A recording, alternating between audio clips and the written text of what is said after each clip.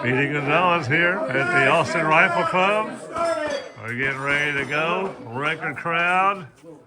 All here. We've Frank got Davis. 29 people today. That ties our record. We had that in November and December last year. So welcome everybody. Glad you could make it. This is a good showing. Gonna have a lot of prize money today. So I just got a few announcements that we need to start with. Some of you new shooters here, parking situation is we got to put 2 vehicles in between these poles so that we can get a full line up here and you don't have to walk too far. You can park on that other side too, it's not real far. And there's plenty of young guys here that will help you old farts carry your stuff up.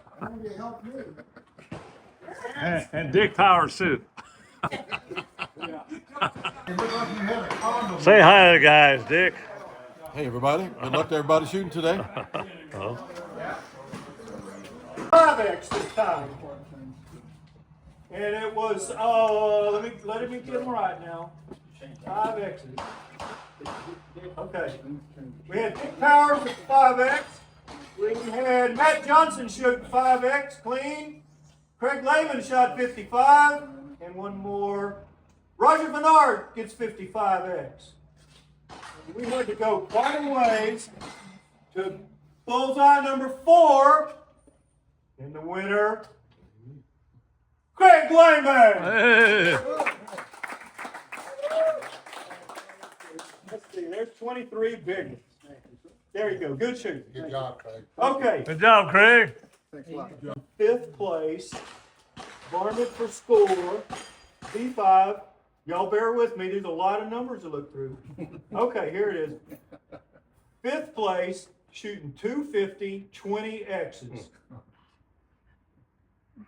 That's Steve Brown. He gets 20.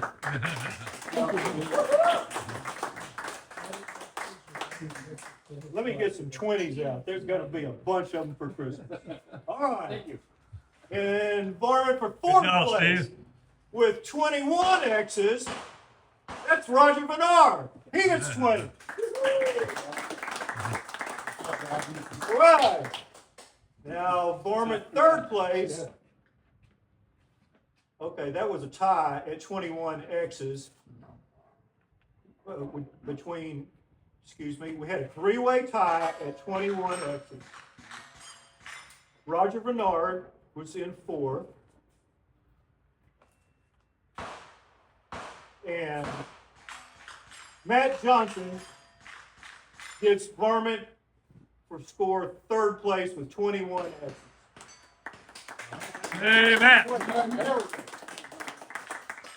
3-way tie, 250, 21 X. Roger got 4th, Matt got 3rd, and at 2nd place at 250, 21 X is Craig Lehman. Hey, Craig.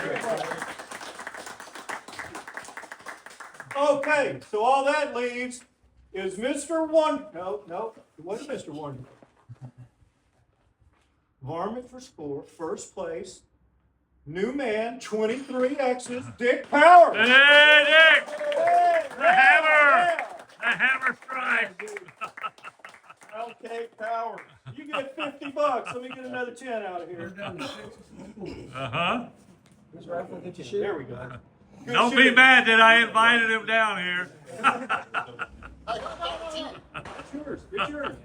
Yes, sir. Thank you. He wants to donate it, but this is free win. This is clear and weird. It's a thriving club. Good gesture. I like it. Good. This is good shooting, everybody. Now, reminder: next month in January, we put out our annual awards. So be sure and put by 30 minutes at the end of the match next month, and we'll give out our awards. And top shooters will get their trophy cup. We get the trophy cup for the best score out every year. So y'all come around and show up and at least show the support for the winners of this deal. If you shoot real bad like this, like me, then you got to show up and give your support. So we'll see y'all next month. Great job again. Well, Dick's eating his Chateaubriand, his victory steak, It's delicious. white steak potato, cream, spinach. There's no rolls to speak of anymore. See all these other guys? We barely got anything left after Dick got that big steak That's right good. there. Delicious. In fact, they're about bringing us some Vienna sausages Yeah, you're talking. and potted meat here soon. Yeah, we're talking. Well, good evening, everybody. It's Sunday. What is it? December the 28th.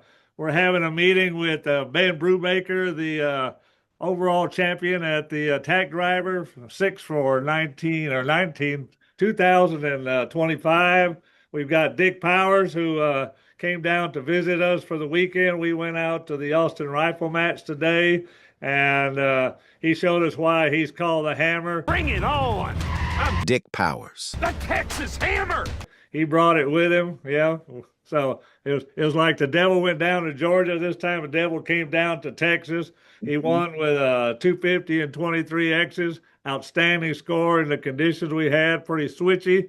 And I've got my good friend and traveling buddy and shooting buddy, Kevin Love. He's like my new brother. And today we're probably going to try and make some bullets after we're through with all this stuff. So anyway, welcome, Ben. Give us a thought on how it feels to be the Tack Driver overall champion. It's been 2 months since that. So you have a little time for that to sink in. Yeah, it was a dream come true. I think I absolutely loved every Tack Driver I've been to. I missed only one Tack Driver. Absolutely loved going there, and to win it this time was a real privilege. And what about you, Dick? How many times? Wait, hold on, Dick. Hold on. I gotta get these peanuts that you brought. I got them all over the shop. I can't talk. They're in my way. Hold on a second. Okay. All right. There we're good. Well, Dick we're going to Powers start is by the peanut giving. king, and has peanuts every time he goes. Well, we're going to start by giving props to Hampton Farms in Franklin, Virginia, for keeping us in some really, really good peanuts. A lot of people I shoot with get to see them and have them, so I think a lot of people like those peanuts. Well, they're almost like crack. You hooked me and Kevin and Dwight Havey on them, and the shop floor looks like an old Western bar around here. Every time where you step on peanut holes. So thank you again for that, Dick. Let's go back. How did you like winning the score aspect of the Tack Driver? Well, this was my second one. I came last year for the first time, and you certainly learn a lot when you go to your first one. You talk to people who may have been beforehand, but you really don't get a true sense of it until you're caught up in that 3 or 4 day mayhem of just, you got to stay focused and all the things you have to do to compete. But to answer your question, obviously, I was beyond elated. I certainly wanted to do good in both portions, the score and the group. I shoot almost primarily IBS score throughout the year. I mix in some UBR and some 600 stuff in the beginning and maybe throughout the season. So for me to do well in score was my dream come true. This was my first year. I really traveled and really went after points. The previous year, I got back in about a year ago, year and a half ago, and I always just shot little fun matches. And this was the first year I really traveled, and so I really went after score really hard this year. So for me to go to what I have referred to as the Super Bowl of shooting, of competition shooting, and for me to be able to walk away with that win in this first year that I really grinded really, really hard is a dream come true, without question. Well, you demonstrated your prowess today in Austin. I mean, everybody was in awe. I mean, I'm having people already texting me on the phone. Who was that guy you brought with you? And when they say that's the guy from the Tack Driver, and I said, yeah, that's him. So they're all excited that they got the opportunity to meet you and to shoot with you. I'm going to ask Kevin is a first timer to the Tack Driver. I'm like you, Dick. This time was my second time. But I had so much fun. I wanted to bring half of Texas with me. I was fortunate enough to get my good buddy Kevin Love and my other friend Dwight Havey to go out there a second time. What did you think of the Tack Driver from a newbie standpoint? Well, I'd never been to, I've only done club matches and then our regional for MBRSA, and I've never been to a national or anything like that. So 140 shooters, that was pretty crazy. It was a blast. I just, I really, really want to start traveling. But yeah, it was everything about it was fun. All the different people that I got to meet, everybody was super nice. And then, just to be around, the top shooters like that was pretty awesome. So, yeah. Even for us who do pretty well in our own respective disciplines, it's pretty awesome to see some of the people that you hear or read about or watch on YouTube, and then to see the level of gunsmiths and shooters and component people there. It's just, to me, it's the most fun shoot I have ever shot in my life. I've shot them all, and there's nothing like that one. Like there's because of the combination of all the different disciplines. Yeah, yeah. Going back hearing Jim from Georgia, so here Savannah, so hearing Jim talk, man, I felt right at home. The food was great, Yeah. and I'll be back as long as I can go. If I'm able, I'll be there. Yeah. When you said mayhem, Dick, the first thing that came to mind was Jim Klein because he is the personification of mayhem. Well, There's it's nobody that's controlled. safe in his world. It's controlled chaos, but I promise you, when he runs it, it is Oh controlled. well, the control of the match. There's no doubt about that. He holds the reins and keeps them pretty tight too. Yes, he does. But everything else that he does, I mean, you better be ready for it. He is Okay, not subtle.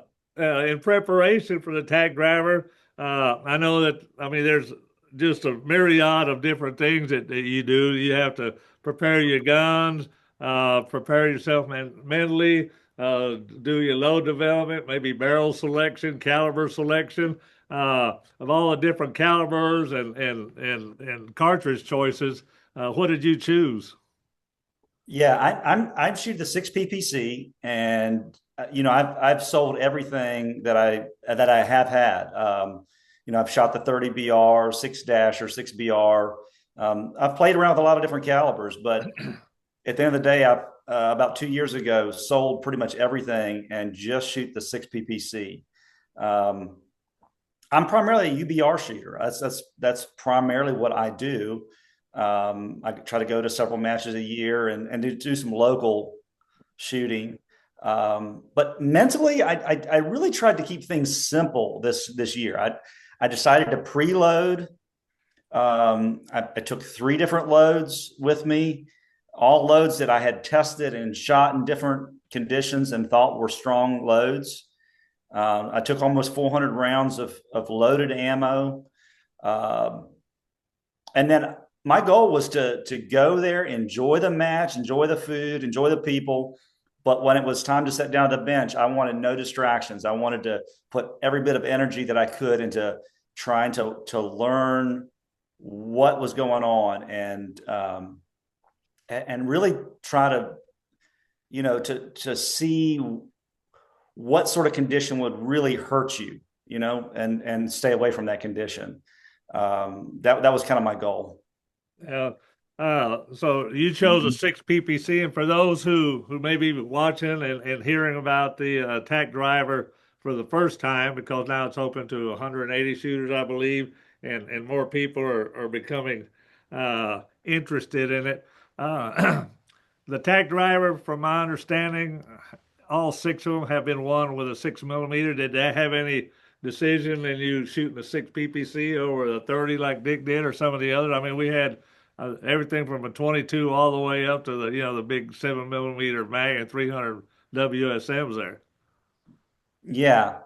I've shot the 30 BR. I shot the 30 BR I think the first 2 Tack Drivers, and really struggled. I don't think it was because of the 30 BR. It probably was me, and then maybe my skill level, and maybe the barrel I had. There's probably a lot of different things that went into that. But I had made the choice already. Like, I kind of decided I'm just sticking with the 6 PPC, and I feel like it's it's a good choice. I don't think it's the only choice, but I think it's a good choice. Yeah. Do you think now that the format is moving from 300 meters to 300 yards that that PPC is going to have a little bit even greater advantage, or you think that the 30 BRs may be able to move in and compete at that distance? It's hard to say, but I would probably say that moving to 300 yards would give the PPC a little more edge, because I think when you go from 300 to 330, even though it's only 30 more meters, it's a considerable distance for the PPC, and so but that's going to help the 30 BR too. So again, that's the fun. Dick, I'm going to ask you the same question. You've seen, well, you said last year was your first tack driver, as was mine. I'm a bench race shooter, so I didn't know any better. I have to shoot a 6 PPC, But, you probably had seen the history of the tack driver prior to you coming. Did that influence your decision on maybe wanting to lean towards a 6 millimeter, knowing that all the other previous tack drivers had been 1 with 1, or did you just come out to knowing that your 30 BRs were capable of doing what you needed to do? Absolutely not. I shot a 6 PPC the previous year. Okay. It did very, very well. I have other friends that were there that are 30 people, and they, stick to the 30. And I talked to some other people who had moments with their 30s where they, won a small group maybe, or, running some really good numbers with that 30. But my biggest issue the first year was if you catch Orangeburg at the wrong time on the wrong day, mirage can be so devastating that you can't even see your 6 millimeter holes. So knowing that I had a couple 30s that have been performing extremely well at 300, I'm shooting a lot of 1, 2, and 300 yard events this year. So knowing that I never had any issue with the distance at 300, and knowing that my grouping at 300 was, in my opinion, very close, if not comparable, to a PPC, I didn't like the fact that I couldn't see bullet holes in 2024.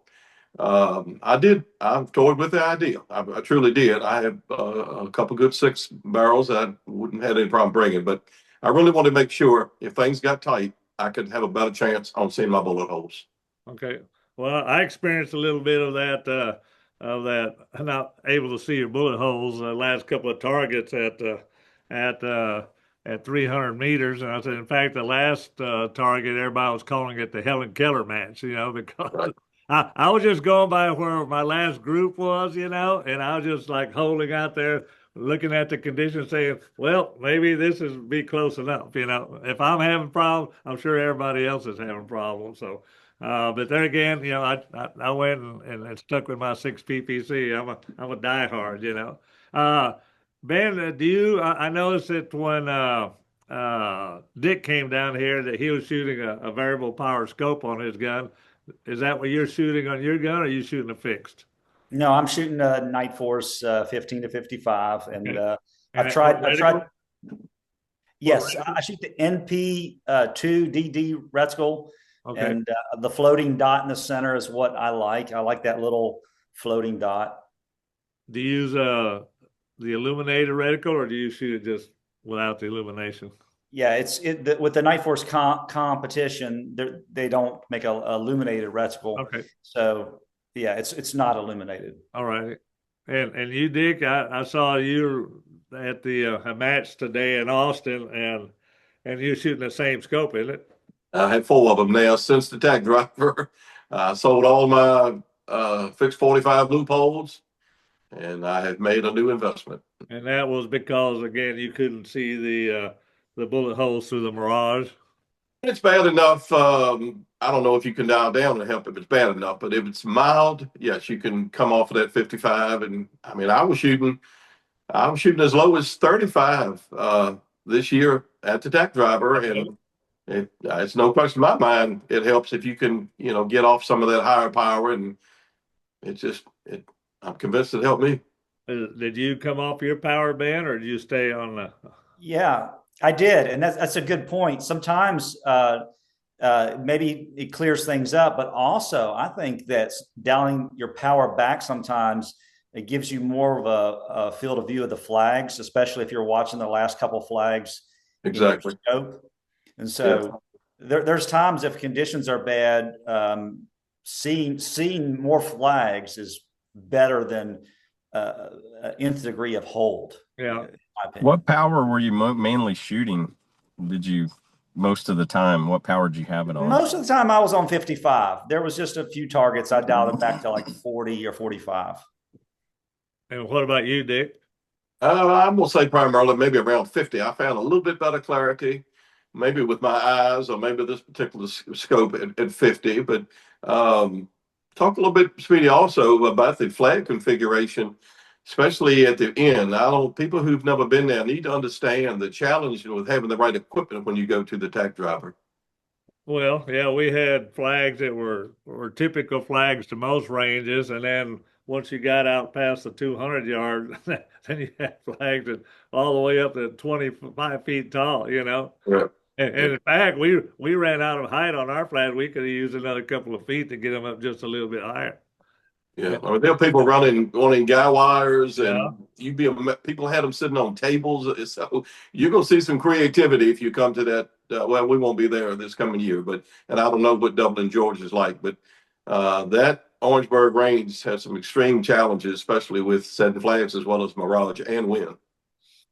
Well, Ben, can you tell us a little bit about let's just we'll just kind of go down the list, you know, but before we address our bags or the scope or anything, we have to have a good gun underneath it, you know. Uh, I understand that not only are you starting to build stocks now, that you do your own gunsmithing. Yeah. Let's can you describe the gun that you shot at the Tack Driver and what you did to it? Like did you know blueprint any of the action parts at all, or you just shot them out of the box? The stocks that you make, did you glue the stock in or bed them? Let's just go with the metal hardware first, and then Okay. we'll go there. So I shoot Bartlein barrels is what I've been using lately. I like a gain twist, 13.65 to 13 and a half, just a slight bit of gain, 4-groove barrels. And then, I run bat actions. I love bat actions. I do a little bit of work on the ignition system myself. I wouldn't say a lot, but there are some things that I do to them to try to reduce some drag and some things like that. Well, you probably notice that just like most people who now are into competition, that everything that we get is great because all actions are still kind of semi mass produced, you know, in order to meet the demand. And I think it's up to people like yourself and myself and Dick to address certain aspects of it because every little thing counts, especially when a distance like that we're shooting is involved. Yeah. What is it that you do to your fire control? Yeah. So I don't know if I can explain it as good as I probably would have to show you, but I clearance a little bit of space in between the shroud where the firing pin slides through the shroud. I don't want any binding at all in that area. And then, I think one of the problem areas I think with bats is their little set screws into their cocking, it goes into the cocking piece. I've seen so many guys where they come loose and have firing, have erratic ignition issues. So I just really, really careful, inspect everything every time, make sure it's clean, new firing pin springs, make sure the firing pin is straight. There's just a lot of little things to check. On your firing pins, that you brought them up, do you look for any minimum firing pin protrusion according to how you prep your brass? Because anything we do to the brass, changes that relationship between the firing pin length and what it was when it first started out. Yeah, I don't know that I do. You might be touching some stuff I need to learn. I check the firing pin protrusion, but I don't. With the bats, it's pretty much set. I try to bump my shoulder just about a thou and a half, but other than that, So at a thousandth and a half on your shoulder bump, that allows that brass to spring back slightly and not give you any hard bolt closure about at the match. Yeah, no, I want my gun to run like butter. I don't want to, I can feel my bullets are in the lands pretty hard. Right. And if I have my firing pin out, I can feel it.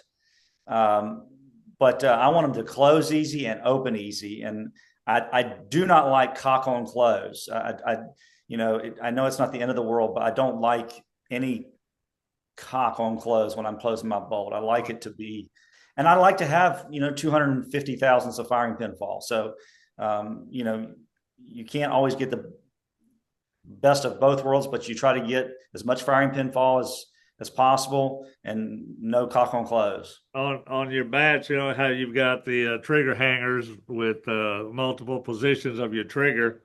Do you start out at one and try the other ones, or you just always start out on zero and we just leave it there? Well, I have played around with that. I mean, I played around with different firing pin assemblies and made up different assemblies and tested them. And I've tried running 0, 10s, 20s, 4. I've tried different things, but the recent production bats, I'm mostly running them on 0. I mean, they've got a few things close, right? Yeah, and it's almost they're not all the same, but you can get almost all the cock on close out. Yeah. What about you, Dick? Do you do anything special, or do you allow your gunsmith to do all that for you? I do something very special. I rely on Zach Donovan to go over all of my guns. This actual gun in front of me is Barney, the one I had at the Tack Driver. I purchased this gun from Ben Brubaker without a barrel.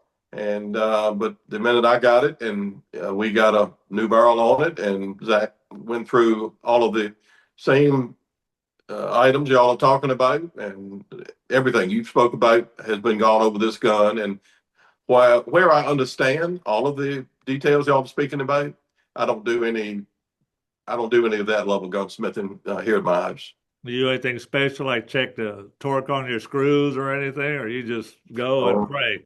Oh no, sir, absolutely. I do own a torque wrench there, and Zach is very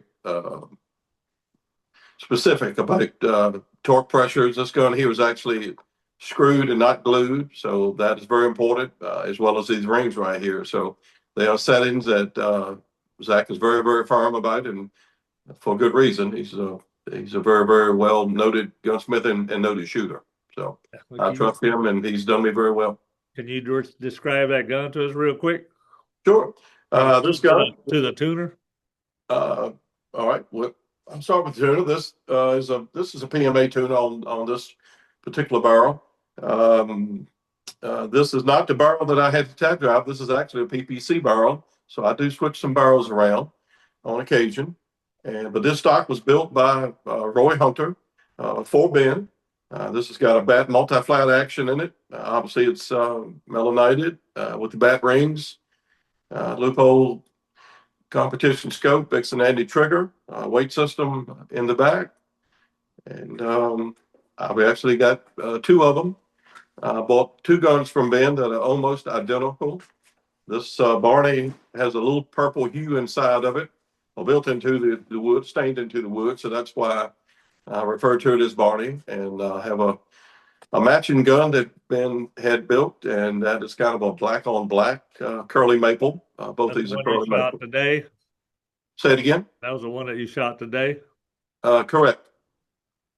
Okay, that gun used to belong to Ben. Did you do anything in particular to that when you owned it, say to the fire control on that particular gun? Yeah, I think I did. I have to go back. I'm pretty sure I did. Pretty much every firing pin assembly that I've got from BAT, I've did a little bit of work to.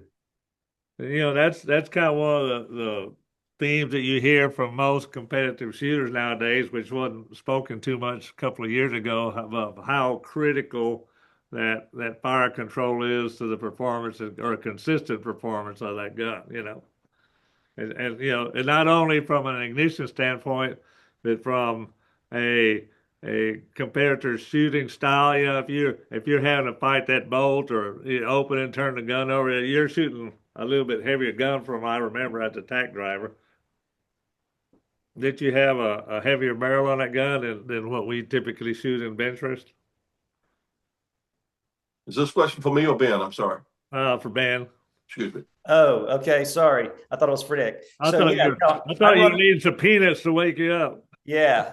So I run at the Tack Driver. I ran a 26-inch straight inch 250 barrel.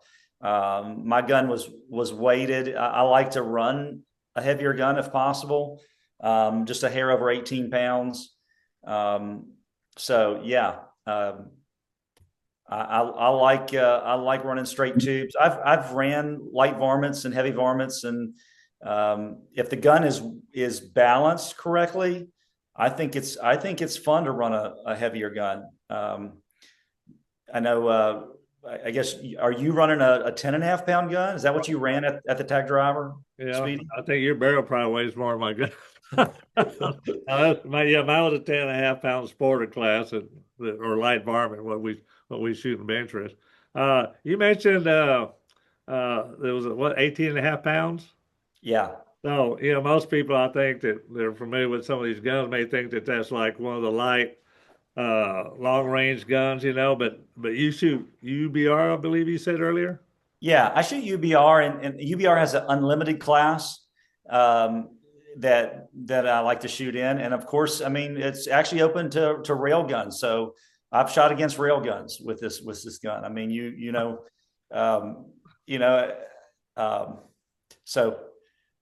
yeah, it's a challenging bracket to shoot in, I think. You want to describe a little bit to the viewers what UBR exactly is? Sure. Well, it's an organization. I think it's been going, I don't know, 15 years, maybe closer to 20, something like that. Don't quote me on that, but it's a score match, and it is caliber neutral targets.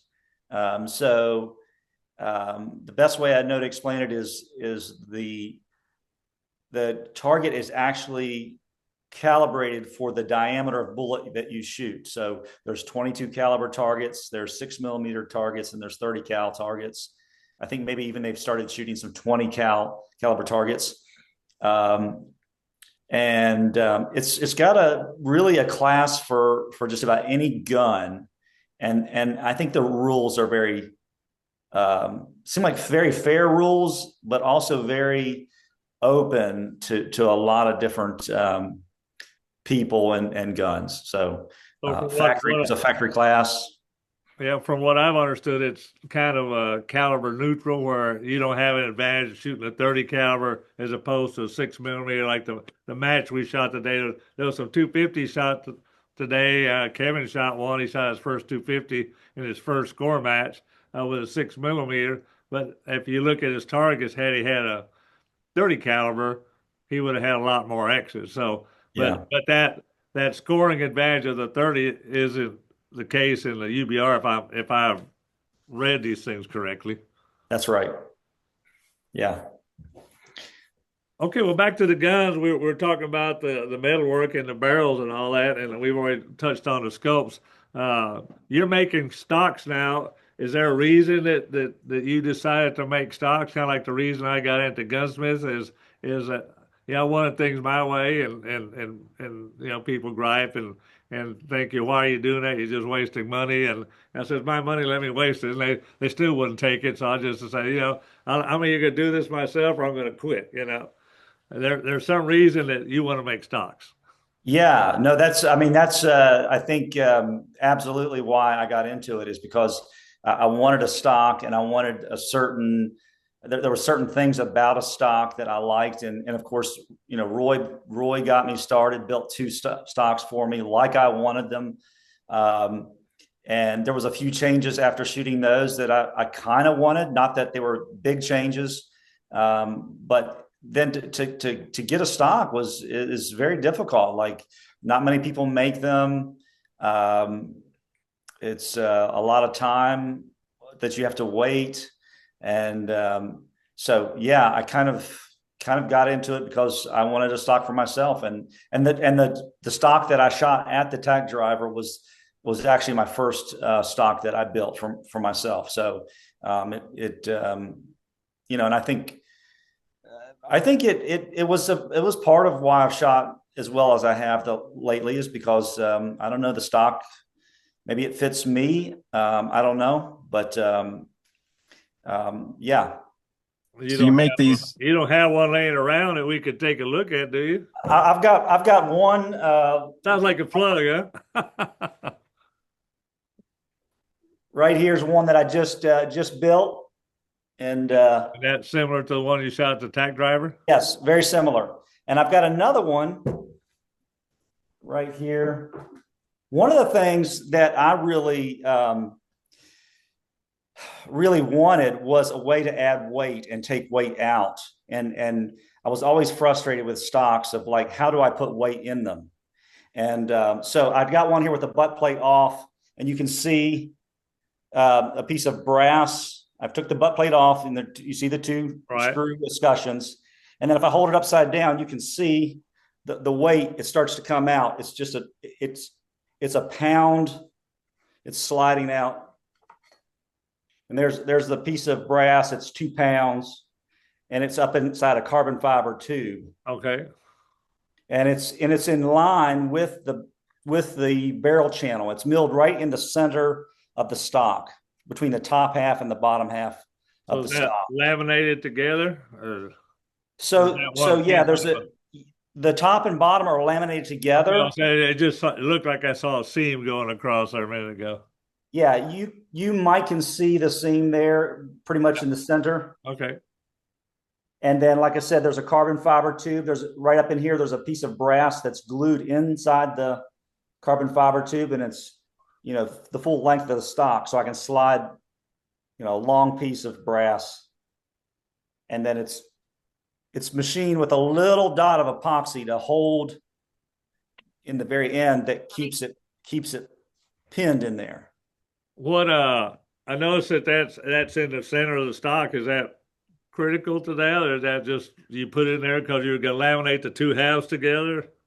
Yeah, I don't know that I can prove anything. I've tried putting weight low, and I think weight low is better than putting it really high. But I think my preference is right there, kind of in the center of the stock, and spread out over the length of the stock as much as possible, kind of over the center of your bag, and in line with the kind of with the action and barrel as much as possible.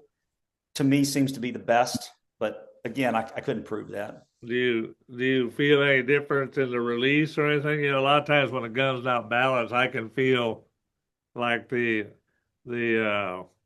one part is dragging more than the other half. You know, and it's like I say, it's something you feel just from shooting time after time after time after time that it takes you to start noticing those little nuances. It makes a difference. Absolutely. I think, I know I've said this before, and it's a little weird to say, but when a gun isn't shooting right, there's a sense in which it feels differently, it sounds differently, it recoils in the bags. I think maybe somebody said before it bucks. Maybe you said it bucks in the bags, and you know, so with a weighted gun, I think it's a pretty dead feel.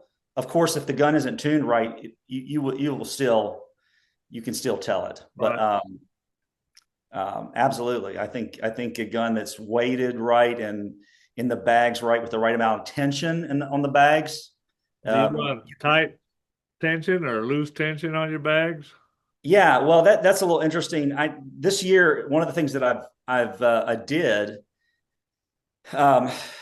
having some discussions with friends, and one of the questions that we just entertained a lot is to say, why is it that score shooters do good at the score portion at the Tack Driver and seem to struggle with the group portion? And why do the group shooters do so good with the group portion and struggle with the score portion? And maybe one answer, and one thing that I tried this year was to run my front bag tighter on the group targets and a little looser on the score portion. And my thought was, and it wasn't all original with me. I mean, this comes out of discussions with friends, that when you're moving around between the sighter and the scoring target, you're moving your rest a lot more on the score portion. And so loosening those bags up may give you a little more flexibility without kind of binding your gun so I don't know. It was something I tried. Well, when I used to shoot 100 class, those were 10-pound guns, and we had 6-power scopes on those guns. And with those 10-pound guns, it was very, very evident to notice that binding, especially when you crossed over. That's why, I started shooting just sighter, 5.4, and then crossover 3.2.1. And then that crossover, you could definitely see if you didn't make some type of adjustments to the bag, you could feel that gun shoot and kind of want to go back to the track that you had made on your first vertical move up, And so I got to where when I crossed over, I would actually realign my rear bag, with that next vertical row coming back down. And then all the points that I used to lose in that crossover kind of just disappeared, What about you, Dick? You have your bag set. You got to use mine today, so you were limited. So you probably would have shot 250 if you brought your bags instead of having to use my ratty old Farley. Well, I actually use a Farley base with a Lindsay top, just like what you Just like had. mine. I'm sorry. That's just like mine, then, huh? Yeah, you've got a longer joystick. You've done obviously you've done some modifications I'm glad you said that. Speedy would do. Rear bag, it was different, but the same pretty much size and weight and all of it. And, the ears on that certainly seemed to work okay. Yeah.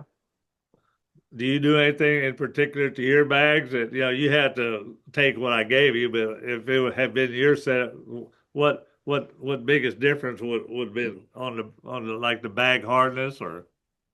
Well, as discussed with you, I had the issue with yours, with your bag in your front rest, in that it starts. I like a lot of firmness on my 30, and it seems like before I get towards the middle to the end of a shoot, I have run out of side adjustment. And it's the same thing it happens with mine, and it happened with yours today. I showed it to you, and I asked Talking you, about the side tension on the bags on the stock, right? exactly. And so I asked you, because I've been needing to just add some more sand to it, get it where I certainly don't want to interrupt the base part of that bag, but I'm very concerned when I cannot get enough tension on my gun. And it did not seem to make a difference today. I mean, I was not getting wobble. I mean, I would carefully take my hand, put on this gun. I don't want to move it much because I don't want to make the bag any worse. But I did not feel when this gun was breaking, and I do put shoulder in this gun.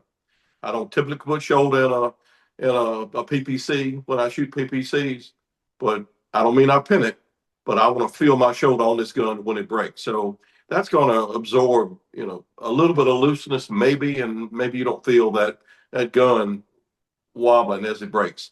So, like Ben says, I can't say that it's a big deal because the 30s I've been shooting this year have done very well, and I don't know that I can attribute.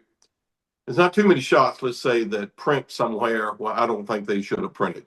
Not to say it doesn't happen, but for the most part, more and more, I'm not in a place where I'm saying I just don't know where that came from. Right. It's usually, me missing a condition, trying to play with a let up like I did today.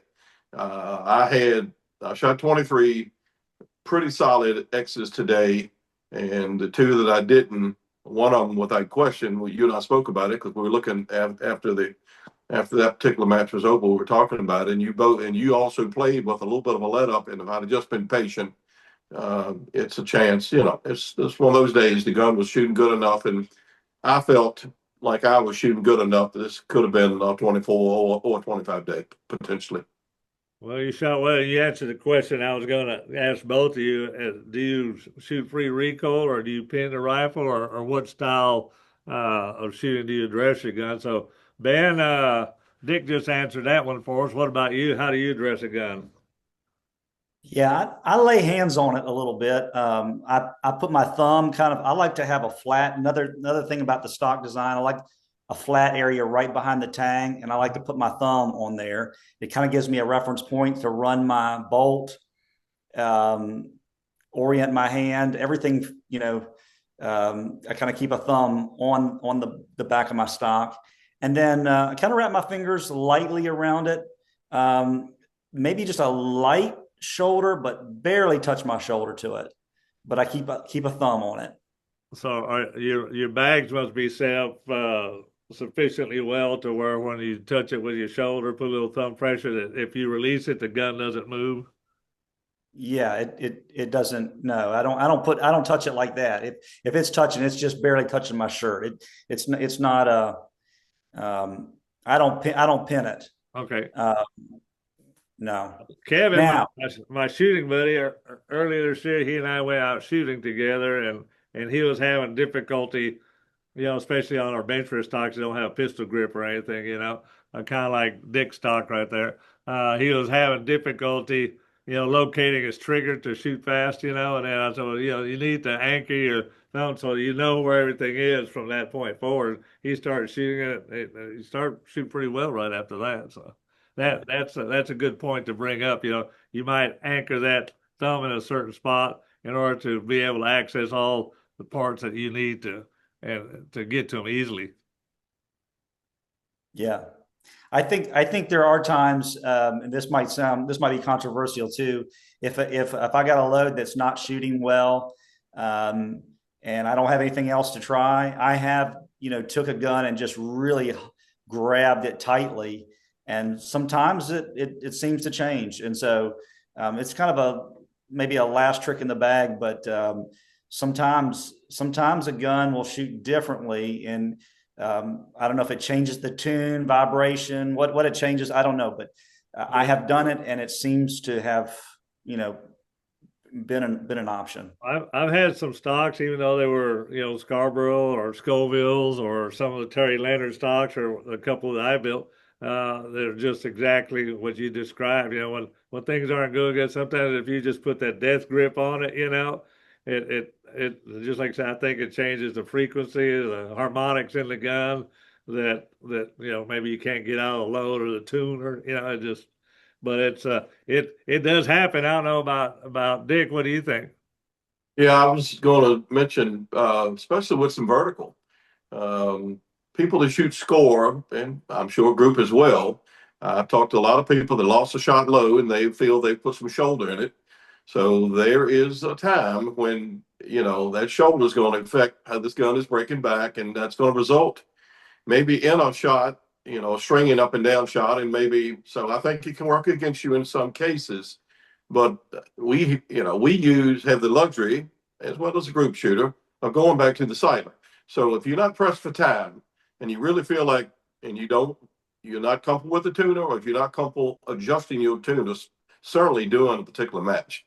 I do believe that yes, you can, understand where your gun is wanting to print, and you feel like it's just, higher or lower than you want to see it. I think it's a great idea to go down chamber one, get on that sighter, put some pressure on it, see if that thing will go back to hammering exactly the way you want. Okay, well, at least you didn't mention I dropped a point today. Thank you, Dick. No, sir, wouldn't do it. But not. And with your stock making, Ben, the bench press shooters almost live and die by gluing, and most of them would think you're not even a bench press shooter if you show up with a stock that's bolted in. But Dick proved today that they shoot great. Another friend of ours, Matt Johnson, who went out to celebrate Dick's victory today at the barn door. He had the big giant steak Chateaubriand, $100 a plate, but No. it was. But Anyway, That's just because you tip well. he shot a gun that was bolted. I think he shot a 250 and 21 X's, and uh, but how do you feel about glue-ins versus bolt-ins? Now that you're building a gun, and what method are you using, and materials are you using to bed your rifles? Yeah, well, I'm certainly still learning, and I've never had a glue in, and so um, maybe I'll need to try one. I pillar bed with aluminum pillars. I keep making little changes. One of the things I do is I like to have about 20 thousandths approximately of bedding compound on top of my pillars. How do you generate that 20,000s? Well, again, I've been epoxying my pillars in before I bed, and I take a lot of time to machine my pillars on the lathe. I've got pins, and I have a way to clearance my pins that are coming out of my action screw holes, and the front pillar is kind of my reference point for everything. I think, to me, like, you have to have a reference point, and that becomes my reference point. So I get the front pillar in exactly like I like it. My barrel channel is in line with my action inlet, and then I've got a way of shimming the very front. I like the front just a little bit higher than the rear by a couple thousandths. So yeah, I'm still playing with things. I don't know that I got it all figured out, but maybe a glue in will turn the lights on for me. Well, what about the bedding material? Do you use Marine Tex or what? I've been using ProBed 2000, and had good luck with it. I like it. But I also, DevCon 10110. Every bedding job that I've seen with that looks phenomenal as well. So I'm thinking about ordering some of that and trying that. But I don't know that. Again, I don't know that I can prove. I think some people even use like steel bed or JB Weld, and JB Weld, yeah. I've seen some guns that really shoot like that. And honestly, the reason I don't feel compelled to try glue in is because, again, monkey see, monkey do. But I have good friends that have shot bolt in guns, and I've seen them win and win and win. So it's a little hard for me to run out and glue mine in because I haven't seen that it turns the lights on. But I know the people that think otherwise. So, and I don't think they're necessarily wrong. What's your source for your pro bed? I literally ordered on Midway USA. Okay. Yeah. They're carrying it now, or? Yeah, they carry it, and they have a kind of a lot of different sizes available, so you can order it in bulk. Well, I know a lot of people who have been using Marine Tex, especially did a lot of bedding that used to buy the gallon cans. They dropped that, and now they're getting little quart cans, and just as soon as you need a little bit more, and it's gone, you got to go. But I don't know if this is going to match, so you throw that away and just open a new can. So what do you use, and what do you recommend? Well, I mean, I just use the for my release agent, I use that honey wax. It's I mean, there's nothing that sticks to that thing. It's just incredible. I mean, you can wipe it on action and shoe shine it with a microfiber cloth where you got a mirror finish, and people that watch me bed with it will say, that's going to stick, isn't it? You're not going to leave any bedding on. I said, I guarantee you it will not stick. And the next day when we take it out of the stock, it just like pops out there like, I can't believe that. I'll bet you money that was going to stick, So Honey wax. honey wax, yep. You can buy it on Amazon. It's about $50 a can. There's a gentleman on eBay that sells it. It's like $28 a can. So you can buy twice as much on eBay, so. But Okay. yeah, I grew up in the plastics industry, and we made a lot of molds, and we would always coat them with the honey wax to make sure that first article would come out. Even when you've got undercuts and stuff, locks in there, it'll release. It's just incredible, So You might want to try it.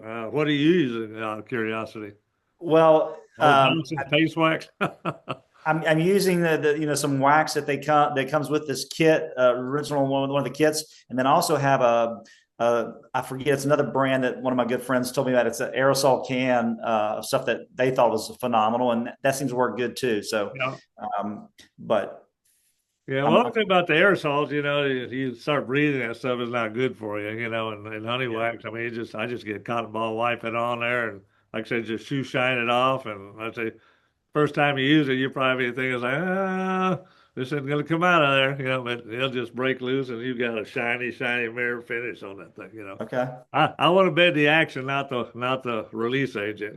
Yes, I So, agree. Hey, Speedy, I got a question for yes, Ben. Ben, why don't you tell our viewers about the stocks you started making and maybe the stocks that you are now uh, getting into making? Yeah, well, As far as yeah, the disciplines, I mean, I'm sorry, say that as again. far as the different shooting disciplines is what I mean. Yeah, well, right now I've been making a long range UBR kind of unlimited style stock, and Dick has asked me to build him a short range IBS legal stock, and we're started that project. But so yeah, I want to build short range style stocks as well. But of course, there's a good bit more restrictions and angles that have to be right and meet certain requirements for IBS and BRSA. So. So you don't, off at the toe and the length from the toe up to the front of the forearm and all that. Yeah. so you use no CNC on your stocks. It's by hand. Yeah, I just use basic woodworking tools. I use a joiner a lot to try to keep everything flat. Every time there's a cut made, it needs to be checked, and then I use the mill a lot. So the stock is in the mill a lot, making cuts and try to make the straightest stock possible. It's a time consuming process. It doesn't. It's weeks to make a stock, and from how I glue up the wood, I'm looking at the wood, orienting the wood like I want it, and then everything has to get squared up exactly square, and then I've got some jigs made for various functions in the process. But I'll be glad to I could send you pictures of stocks and different processes of the assembly. For your stocks for the MBRSA and IBS to meet our rules, how light can you get one, or have you tried that? Well, yeah, and Dick's pushing me a little bit. I haven't actually built one yet. I'm like I said, I'm building one for him, and he primarily shoots IBS, and so he's 13 and a half pounds. And I think that's very doable. We can build a 3-pound stock, and build a 13 and a half pound gun. A 10 and a half pound gun, I haven't built one of those stocks. Of course, I think, and you could help me here, but you guys are shooting stocks more in the 2-pound or even a little bit under 2 pounds. Two and less.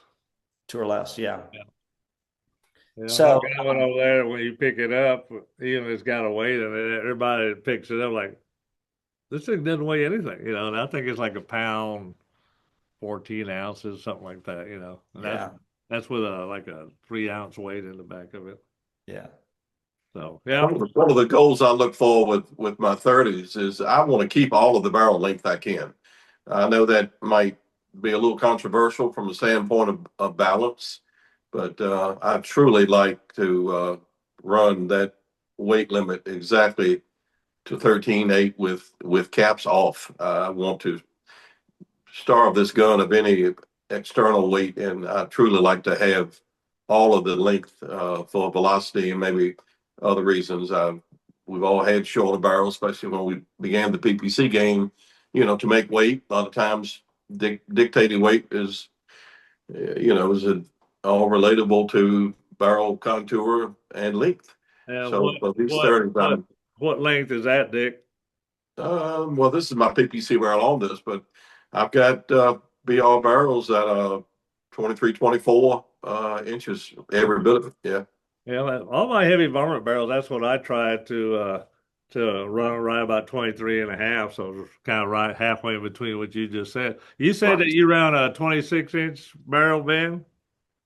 What Yeah. with your PPC, uh what load and what velocity were you getting at? Did you chronograph that prior to the Tack Driver?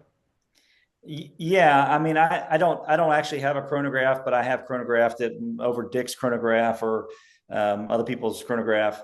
Um, so I took three loads, like I said, a lighter load, kind of a load that I'd shoot the most probably is runs about 29.7 grains of 133, and with that load, I get 35.20 out of my 26-inch barrel. So I don't know if that's seems fast or what, but that seems to be somewhat typical on a longer barrel. I can get 3,500, 3,520 with running kind of a medium load of 133. All right. Well, I'm shooting 30.6 and 30.7, and at 30.7, I had a gentleman chronograph it at the last match we shot about a month before the Tack Driver there in Lubbock, and it was 36.05.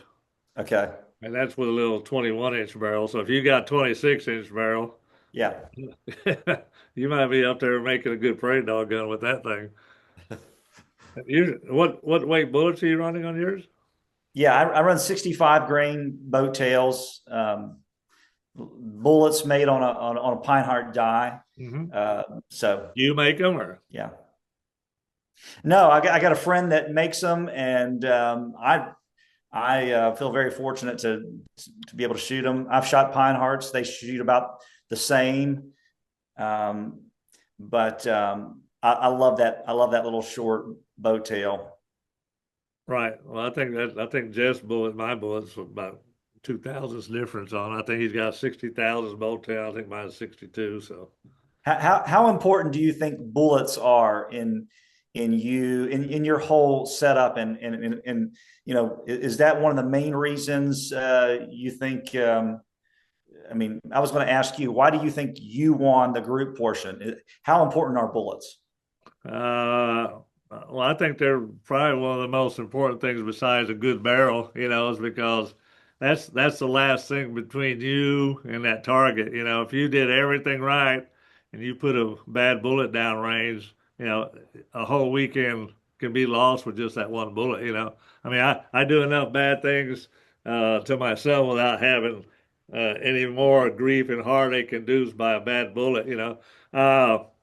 Back in the 90s, when I first got the slow twist Krieger barrels, we had gone to a match, and my ex-wife and I had won first, second in every class, and I won first in the two gun. She won second in the two gun. And Don Geraci at the time, who was a Hall of Fame member, came up to me and asked me what I was shooting. He said, "What are you shooting, boy?" You know how they talk in Louisiana. And I saw a Krieger, and nobody adventurous around Texas had knew what a Krieger barrel was. And I said, well, he goes, what's a Krieger? And I said, it's a barrel. And then I said, it's a cut rifle barrel. They thought I was crazy. And he got a couple of those, and in return, he asked me if I had ever shot any Uber bullets. And I said, no. And he said, well, those were just like cheating. That was his. And so he just sent me 1,000. He said, here, try these. And if you like them, shoot them. If you don't, just send them back to me or give them back to me at the next match. So I shot those things, and they shot better than anything I had ever shot. So I had for the next years had Ali Uber. I'd send him 4 cases of bullets, have him make me bullets. I paid extra for him so he could run them all at the same time. And after the third time that he had done that for me, because me and my ex-wife went through a lot of bullets, I noticed that the dies and the bullets were getting bigger and bigger. So I offered him $10,000 for the dies. I said, "Hey, these dies are just about to wear out. Why don't you just let me buy them from you and let me wear them out?"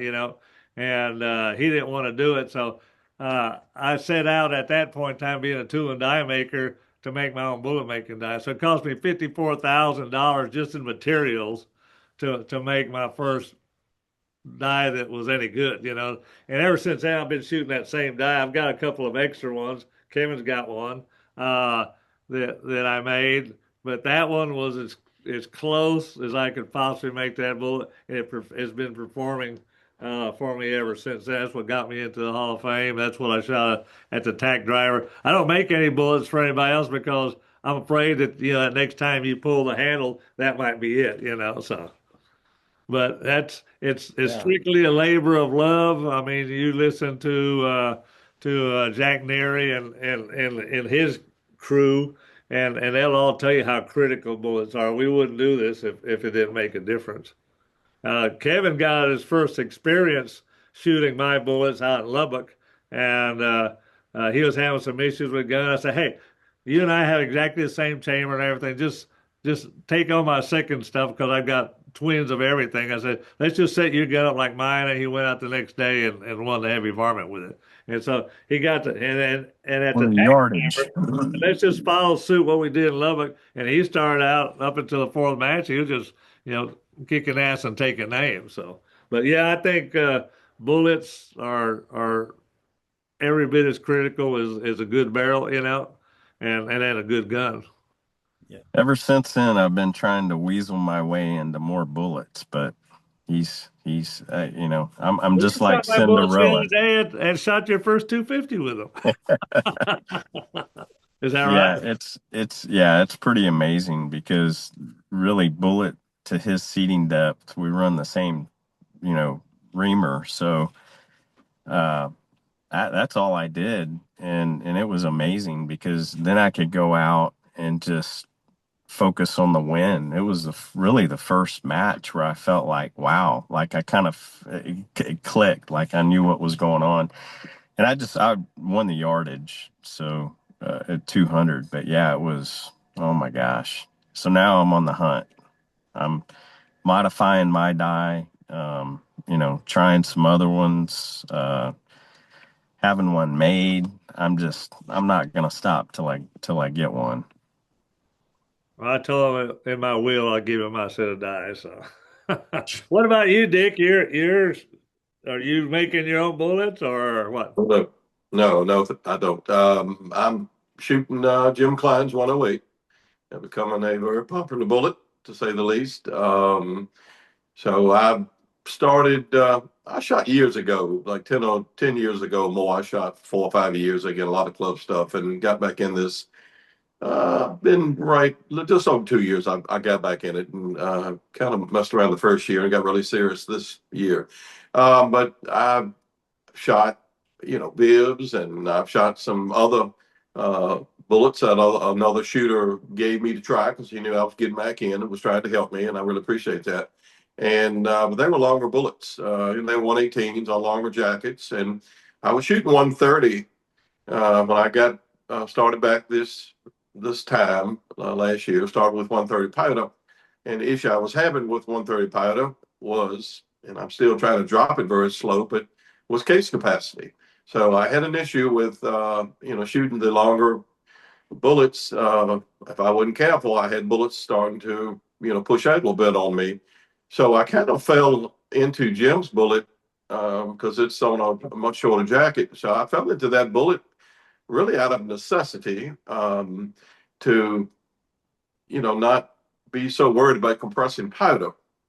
And lo and behold, they did extremely well. I can shoot his bullet in the same load in 3 barrels I have right now. They all are now currently been changed over. Mike Fisher, gunsmith, did my work up until the point he retired about a year or so ago and travels a lot. So out of necessity, I was able to find Zach and through some other friends, and I've since set all these guns back to his chamber. And so I used Jim's bullets. I'm extremely happy with those. But one other thing I want to talk about, I mentioned 130. I made a dramatic change before going to the Tack Driver. 8 or 9 days prior to the Tack Driver, I started playing with 120. Vitivory, and you actually have even more case capacity with that. But the velocity increase was pretty dramatic. I shoot 33.6 with Vitivory 120, and I chronograph anywhere from 3180 to 3205, depending on the temperature of the day. So that was a very risky move to.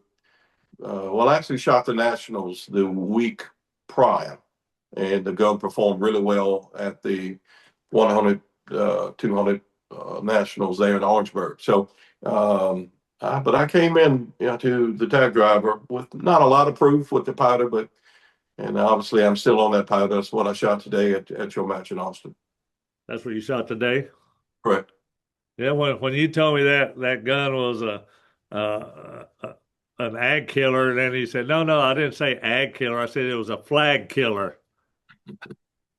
Could you explain that one? All right, I'll carefully explain that.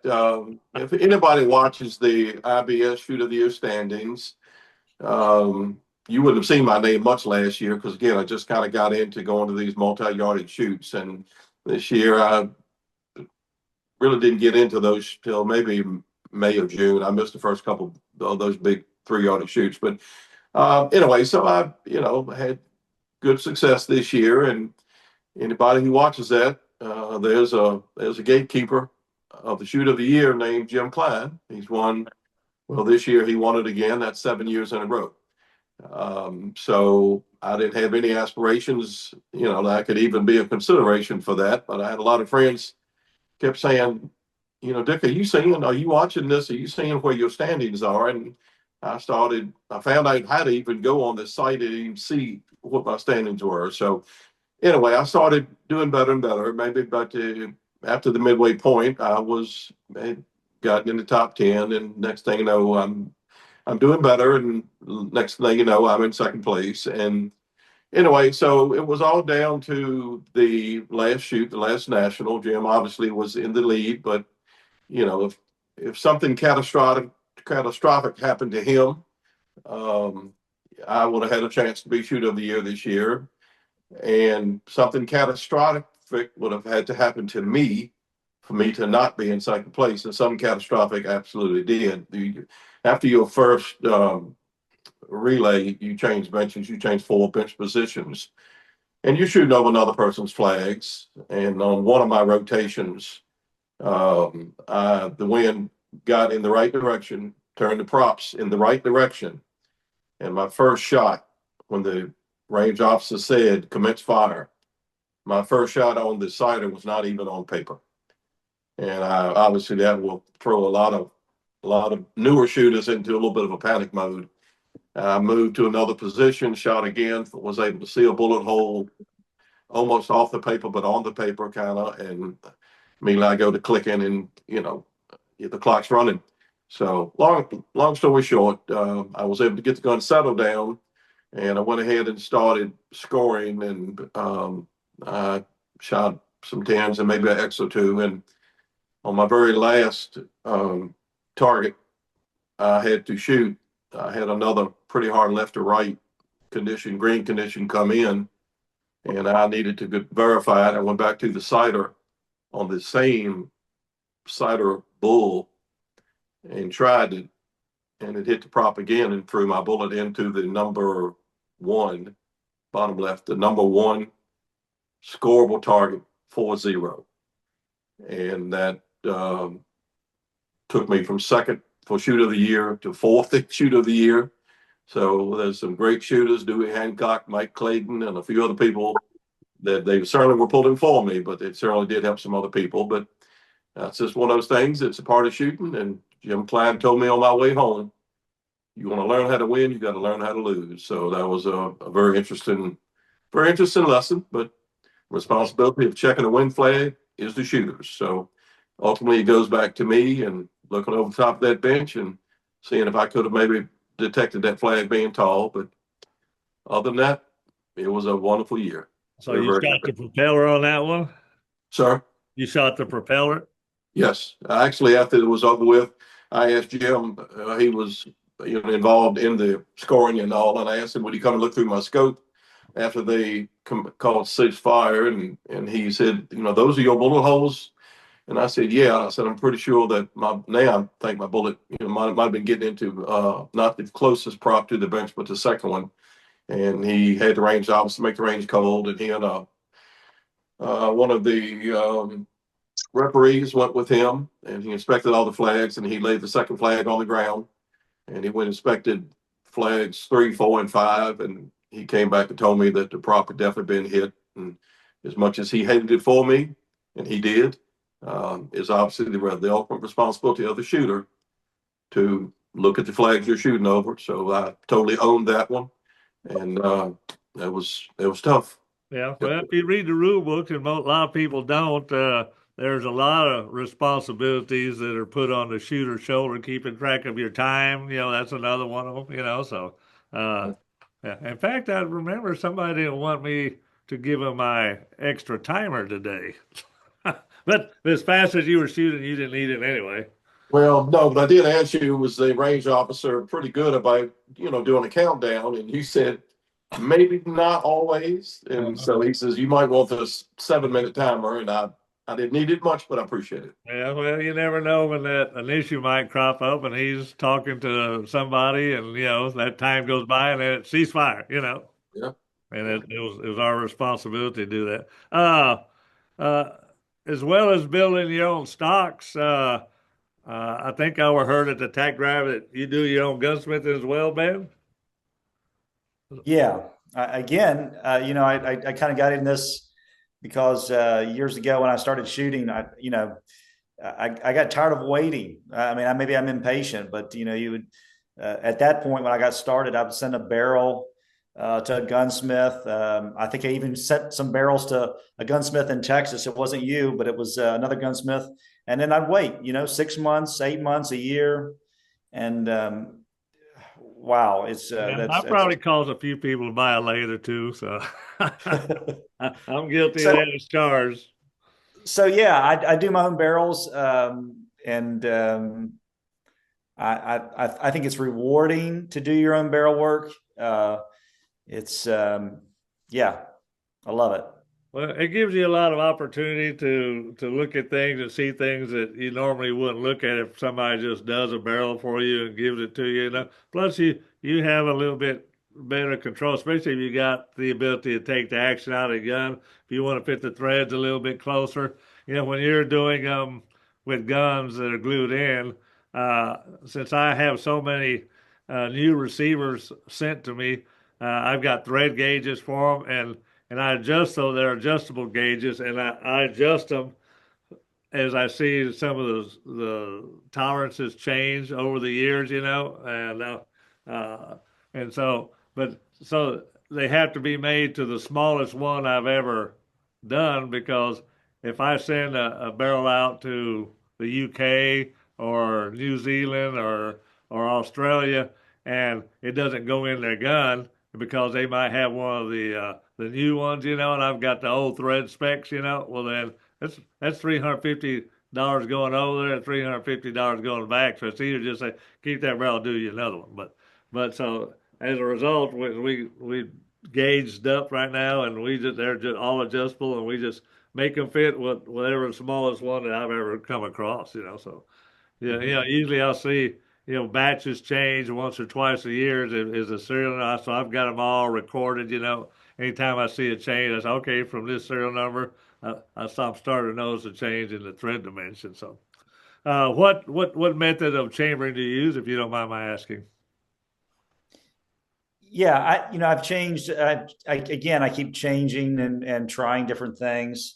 I chamber. Well, I used to have an old South Bend heavy 10, kind of the old, really old lathe, and that's what I used up until just actually a couple months ago. I just got a new Precision Matthews lathe, but I like chambering through the headstock. I've got an outboard spider. I used to indicate at both ends. Right now, I've been using a range rod, and I've got a whole set of pilots, and so I've played around with clocking barrels. Haven't really saw where that gives you anything. Again, I can't prove it, but um, yeah. I like to cut. I like to cut most of my chamber with a roughing reamer, and then I go back in and go up in exactly where my throat is, and try to indicate to the nth degree. I like to get it to less than a tenth. If you can get it to zero all the way around, the better. So and then cut my threads, my tenon to the final dimensions and threads after that. And then I think your shoulder on your barrel is something I really like to see a really good surface finish on. So um, to me, a little bit loose threads is not a huge deal. I don't like them loose. I don't want a tight thread. I do Yeah. not like tight threads. And then I like the shoulder to be just um, no machine marks in a shoulder. I've seen barrels where people have, you can see the Yeah. tooling marks. Yeah, it looks like a phonograph record. No, absolutely not. It needs to be very, very smooth. And when you lock up a good action, literally you can take your hand and then you about can't break it apart because Right. there's such good tension. So yeah, I think surface finish on your shoulder is critical. Yeah, I agree with you there. I mean, and people don't realize it when you do put that, I just call it like a phonograph record finish on that shoulder. When you torque that thing up, you start to crush that, and your headspace starts to vary some. So I like to keep all my headspace to half thousandths or less, so that I can leave my die set up. I can go from barrel to barrel to barrel to barrel, and I never have to move my die at all. So you Yeah, probably can experience that same thing doing your own work. yeah, absolutely. And that way you can keep. I run brass between barrels, so it doesn't scare me to. I'll pull brass out of one barrel and shoot it in another, and I would say my barrels are within a half thousandths Yeah. of each other. So yeah, so that's a good question. I wanted to ask you, like, how many barrels do you go through in a year? Maybe this is too big a question, but like, how many barrels do you chamber up a dozen barrels a year? For myself personally, For yourself personally, yeah. well, I said, I kind of grade my barrels with the electronic pins to guarantee uniformity in size. And I don't know this to be the case now, and shame on me because I haven't asked, and I talk to Mark out at Bartline all the time. But in the past, they used to tell me that they would hold their barrels, and it wasn't Bartline, but it was another manufacturer to a 2.5 thousand. That was, I mean, not 2.5 thousand. I'm sorry, 2.5 tenths plus or Mhm. minus the length of the barrel, and and so that was their criteria.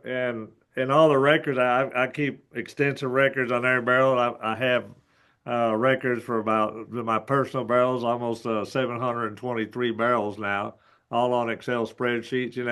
And I noticed that certain diameters of bore have produced a little bit better accuracy. They've been the ones that are, the majority of them have been the Hummer barrels. And Okay. the and so my criteria for a barrel when I'm selecting, I may buy 20 or 30 barrels, and then I'll pin them with the Deltronic pins. I don't know if you know what a set of Deltronic pins is. There's a set called the TP25. So you're using Bartline barrels. So I'm assuming that your bore diameter is 237. Yes. So what you would do, you call Deltronic and you say, I want a TP 25 set. So you give them, and they're gonna ask you what is the nominal size to of the set that you want. So you can say, I want a 237 pin is my nominal size, and then they're going to give you a set of 12 in 1/10 of a thousandths increments above that, and then 12 pins 1/10 of a thousandths below that. And so you can with those pins, you can find those barrels that are within 1/10 all the way down. Or Okay. sometimes they'll start out and they'll shrink a tenth, which I kind of like. It kind of it mimics a choke in there. That's one of the reasons I'm kind of like you. I like the gain twist barrels because it kind of mimics that choke that we found. All of my Hummer barrels that I call Hummer barrels have all had some choke in it. You know, is 100% of all the Hummer barrels had a choke in it to some degree. So, uh, but as a result of that grading system, I guess you could call it. Uh, I don't have to go through so many barrels that I find competitive. Almost everyone is competitive, and maybe I'm going to say I'm going to go through six, maybe eight. You know, depends how much I'm shooting. You know, the bench race shooters, uh, we're bad about maybe pulling barrels off a little bit before the end of their lifetimes. You know, but we don't want to go to a match of any significant importance and have its end of the life there. You know, so we would rather end it a little bit.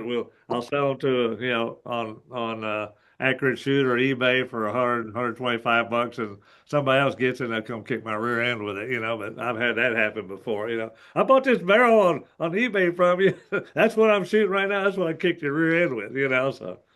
So But 800 or 1,000 I rounds, would or say it's in the 800 to 1,000, maybe 1,100 if it's just really hammering. But I say I'm always afraid because I've seen it happen so many times, especially when I used to shoot a lot. I mean, that was a point in my time when I was shooting almost every weekend, you know, and that you go and then you're right there in the contention to win. And, you know, as shooters, a lot of times we want to blame everything but ourselves, you know, and, but I've had them, you know, go down on me. You just see the accuracy start falling. They don't just like get big, but the accuracy falls off enough to where you start losing those 10 or 15,000 every group, you know, where at the end of the aggregate, you know, you're 20,000 behind the lead, you know, and that's a lot of times nowadays, you know, it's won and lost in tenths of a thousands. yeah. But yeah, I'm gonna say just right now, and I'm not shooting a lot, and I don't because I'm so busy. I'm teaching classes on the weekends, you know. I don't have the time to go out and practice the way I should, you know. Otherwise, in the old days, I used to practice, you know, 3 times a week. I'd shoot on Mondays, Wednesdays, and if I didn't have a match, I'd shoot Fridays. You know, I didn't go on the weekends just because there's so many people there, and when you go to the range, you know, there's so many distractions. You don't have the time to devote to the shooting that you went to do in the first place. What about you, Dick? How does your practice go? Well, I'm fortunate. I live on a big area here, and I've got a 100, 200, yards set up off the same bench, shooting higher and to the right for 200. That's 40 yards from my basement. So I am lucky. I shoot a lot.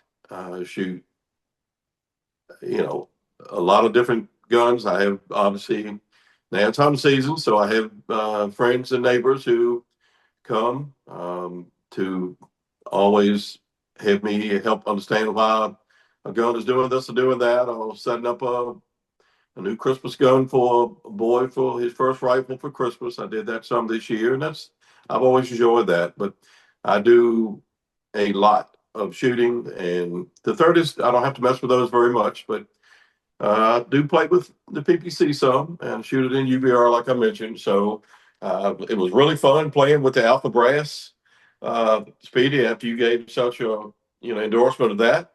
And that's been a lot of fun to see the differences in that between that and Lapua.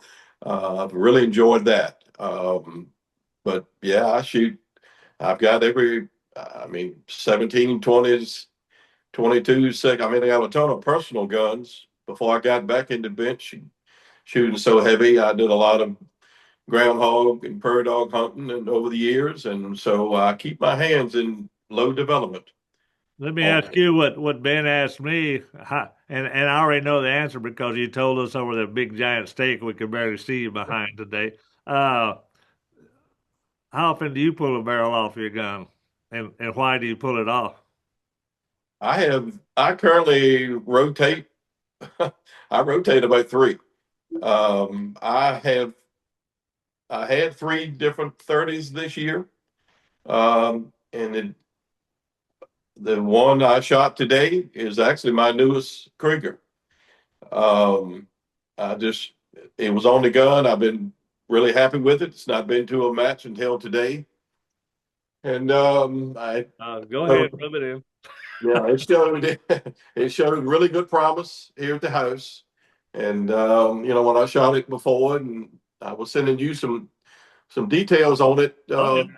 a few days, and you said, Dick, you need to bring that gun, and I said, okay, I'll bring it. But I had these two Roy Hunters, these Curly Maples that I just recently sold a Terry Leonard to go ahead and make room for Ben to make me another stock. So I actually have three barrels, and I truthfully cannot tell you the difference in any one of them. Every one of them I would take to the most prestigious match I go to. It doesn't matter to me which one I take. I'm being honest.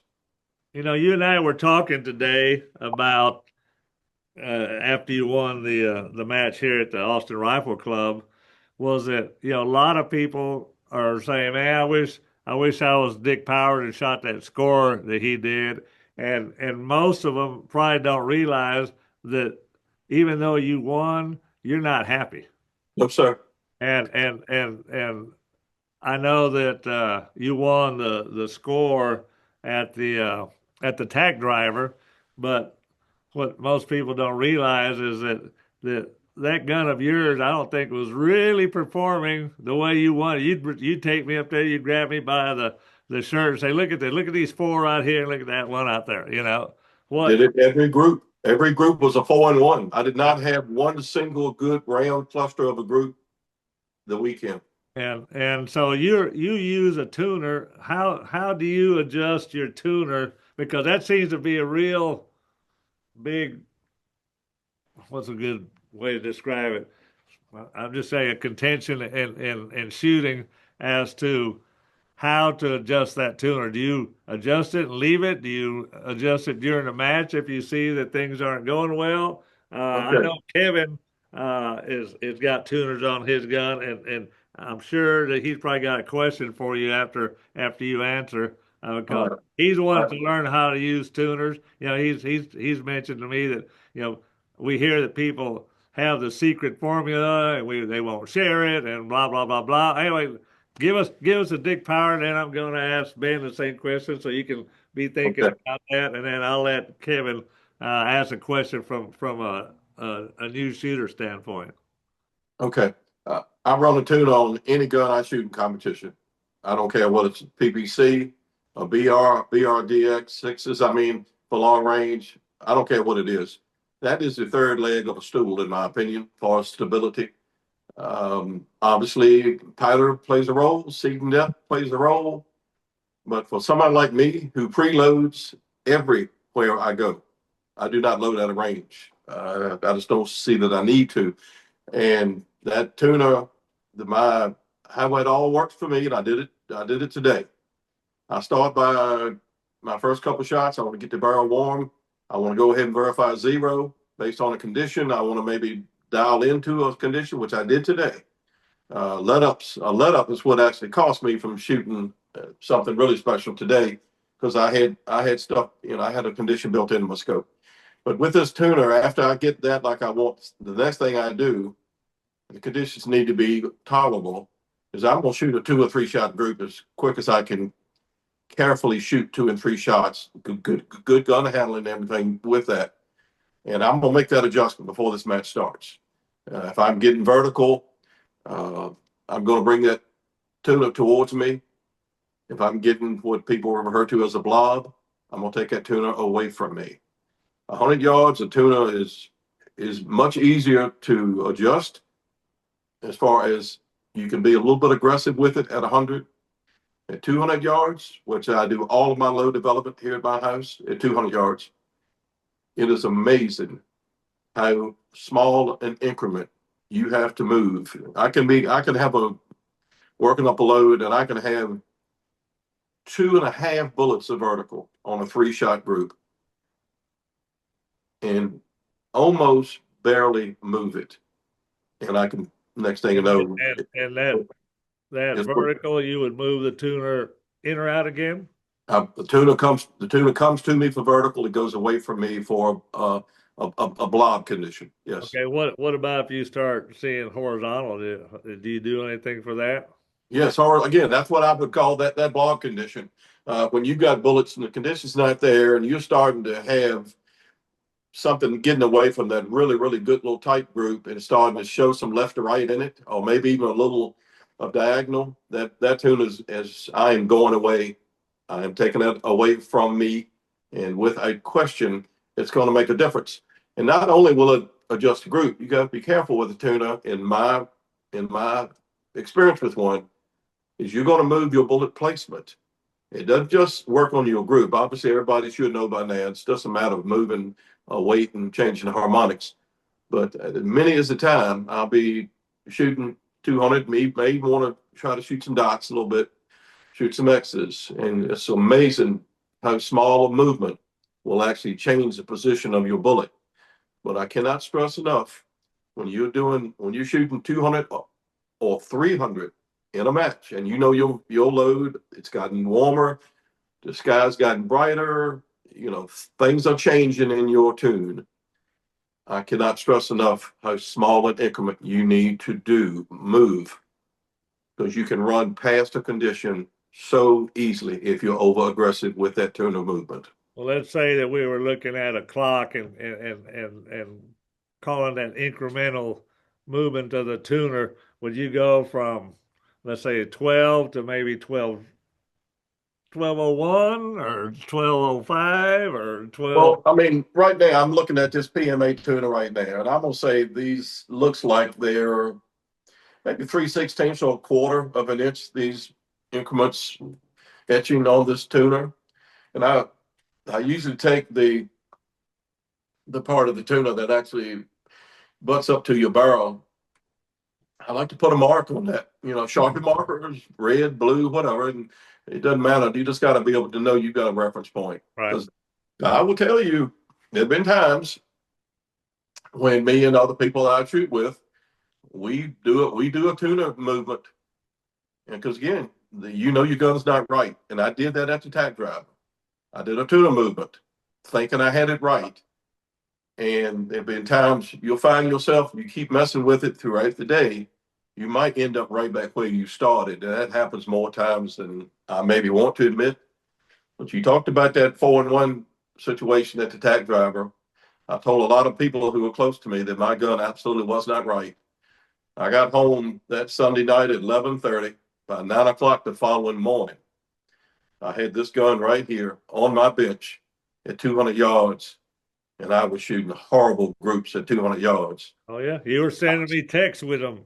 Yeah, I made a subtle tuner adjustment and went to shooting a pure hole at 200 yards.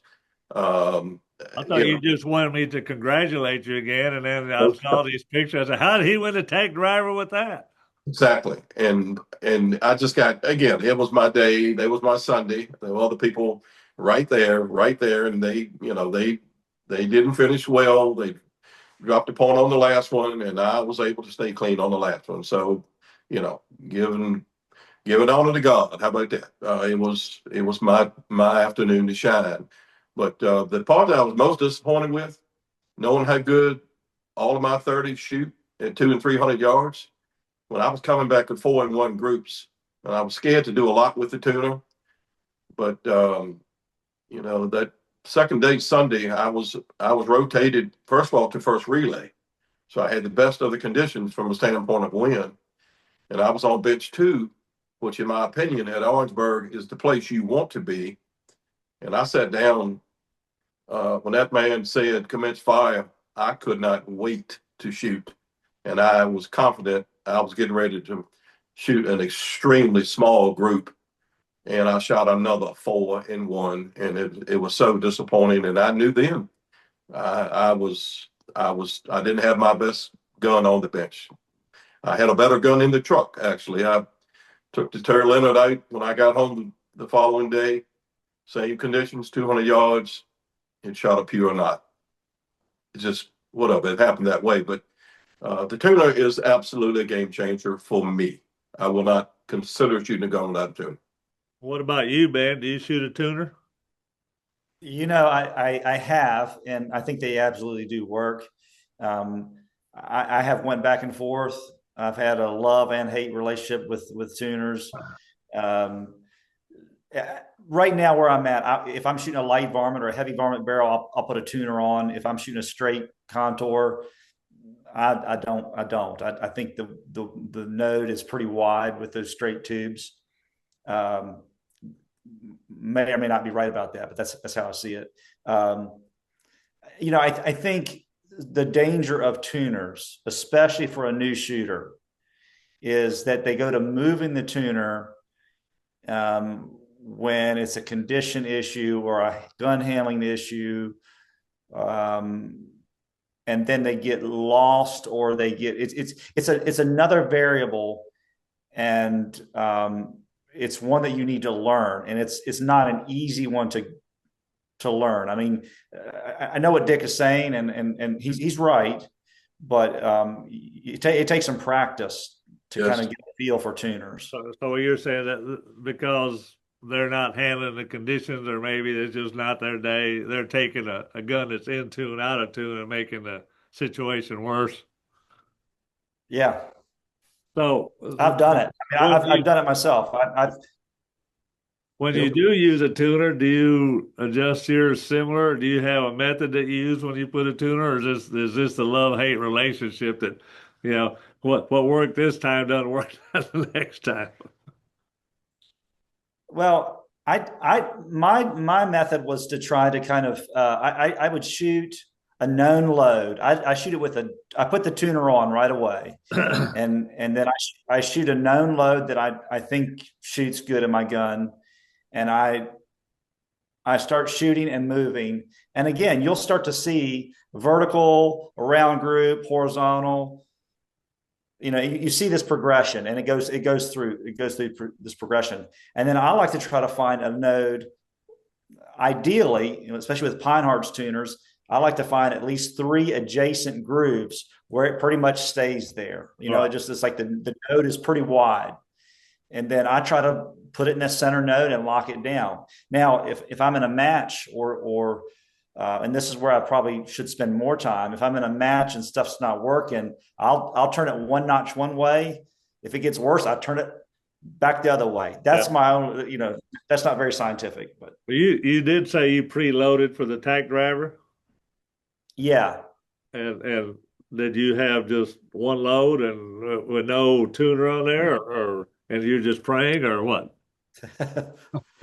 I mean, yeah. So I took 3 different loads, and and for whatever reason, my one load that I shot a lot didn't seem to work. I shot a little bit on practice day, and it concerned me. It just didn't seem to quite have I wasn't getting quite the results that I thought I should. I didn't think it seemed like the conditions were beating me up pretty badly, and I thought the load was better than that. Did you have any rhyme or reason why that was, or the humidity or the temperature different, or? Yeah, I don't know. I don't really know. I went and tried the other loads that I had, and for whatever reason, the lower nodes seemed to work good in the morning, and then the hotter loads seemed to work good or better in the afternoon. And at the end of each target I would shoot, I would go back. I'd have other ammo there, and I would test. If I had room left in my sighter, I would shoot 2 shots of this and 2 shots of this and 2 shots of this, and kind of make my plans for the next target. So You said earlier you were shooting 29.7. Was that on your light load? that was kind of my in between load. Okay. Yeah. What was your 2 hot loads then? Well, so then I had 30.0, which was the hot, and that's not really that hot, but that was the warmer load that I had, and then I had like I said, had a lighter load, 29.4, Yeah. which is really light, but it seemed to work. Well, I shot 2 loads myself. I was loading out there, so I could choose between. I shot 30.6 in the mornings, and then after the second match, seemed like every day. And I did like you did. I test them on my sighter that the 30.7 would come right back into just shooting little dots. and I just switch over to 30.7 on there. I said that 30.7 Lubbock, like I mentioned earlier, gave me 3605 with that 21.5 inch barrel. So it was smoking out there. It wasn't just laying around. I don't know, in Orangeburg, I don't think I want that bullet lingering a long time out there in those conditions. This match at the Tack Driver was a week or so later than the previous year. So this was probably as mild a Tack Driver that I'm aware of. So it was a little bit cooler. So I don't think people got burnt with excessive temperatures. We didn't get quite the wind because I shoot Orangeburg a couple times a year. And so we didn't have the wind and we didn't have the degree of mirage. Again, it was a little bit later in the year. I think that played a big role in, certainly for me, it definitely helped me being in that position. Well, I said, I shot that same load almost exclusively here in Texas, and all my guns were shooting that same 30.6, 30.7 all year long, and and we were shooting in some temperatures, and Kevin can attest that we were, at 100-degree mark, and so that was kind of a testament to that alpha brass. I got 200 pieces at alpha brass. January of last year.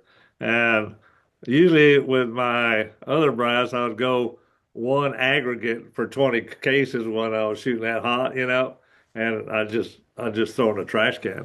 And when I'm, I gave Kevin 60 pieces the other day to shoot that match in Austin, and it's still good brass. I just change it because I feel I have to, but not that I really do. It doesn't get bad. So those 200 pieces that you turned today, Dick, you can hand those over to your grandkids when you pass on. Well, actually, it was only 50. I got 200 pieces, a few weeks back, a month back, and I got the first 100 ready and played with it weeks ago. And I went ahead and just went on, finished it. Again, I'll have it for UBR and some other stuff. But I've really enjoyed not having to blow it out. Of course, I have a 269 chamber in that particular. Then this barrel right here, it's right here, and so yeah, I shot. I had some old Ubers today too. Not enough to even take to a match, but I was shooting up to 29.2 today with 133 with some old Ubers. No, just like cheating. Kevin, you got anything to ask him about tuners? Well, not really. I mean, he explained what you do with it. Dick, do you ever adjust during a match? Absolutely. Absolutely. Yeah. Every match. I mean, I shouldn't say every match. I didn't adjust it today at the Austin match because, again, it showed me I had the conditions were quiet enough to really, really get a couple off good, and they printed really, really nice. I mean, it was just a pure little hole, and if it's not broke, leave it alone. But I promise you now, when I go back throughout a match, and I'm always shoot that one on that cider, and I didn't hold on the dot and see what it did. I held where I thought the bullet should have went, and that's how I wanted. That's how I'll know that it's really begun to steel tune like I want. So today was it was a great day that I didn't have to do anything but focus on loading and shooting this gun. Yeah. So Ben, you said earlier you simplified your life and you went down to one gun. You literally just have one gun now, or you just shoot and compete with one gun? Yeah, I just built another gun, but it's for sale. I only have one gun, so yeah, I got a single barrel shotgun and a gun I hunt with. So really, only three guns that I own. I guess I'm poor, but it really is simplified my life. Well, you must have watched that video. It was a video with Wayne Campbell where he said, "Beware of the one gun man." And yeah, a lot to be said for that. Because I can't even example of that right there. I can't even tune one gun. I'm kind of that way myself. I've got several bench guns in there, but I've got my primary gun, and I said that's the one I carry everywhere. I've got a backup to it in case something happens, but I never take it out for any reason other than if that first gun fails mechanically. If I'm shooting bad, I'll say, "Oh, it's his gun. let me get the other one," because the other one always shoots worse. It's happened so many times that I already learned to curtail that thought out of my mind completely. But yeah, I like one gun, the other one's in the safe or just for hard times. So people are asking me about, hey, do you have any DS actions? I said, yeah, and they say you want to sell them? I said, no, they're just in there just in case I need them. So. Yeah. It's just like Ben, the barrels and everything else. They're just there just in case. Ben, you shoot a 269 neck. Yeah, I shoot a 269 neck, and I think I saw Speedy kind of released his reamer, and a lot of my numbers are very close to the same. His body dimensions are the same, a little different throat angle. I think I saw, but I'm shooting something very close to what Speedy is shooting. So on your dies, Ben, what are you shooting? Bushing dies, or are you shooting one piece dies where the neck is integral to the size die, or? Well, that's actually something I'm playing with right now. If there's one thing I'm playing with, I've got. I just bought another bushing die. I've been using a Harold's die. It's one of the best dies that I've found.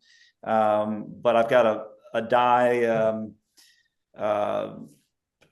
short action custom die. I've just gotten, going to play with it a little bit with some tapered bushings. I've got. I think I talked to Eric, and he's going to make a die for me, a resized die. So. Well, if I don't your have. body's is similar to mine, he's making me one, right? He's got a 263 and a half and a 263, and Yeah. it's got the neck integral though to the body. I didn't mean to interrupt you. I've just noticed that over the last 2 years, I've been kind of running some tests. Everybody nowadays talks that that what we talk about isn't statistically significant.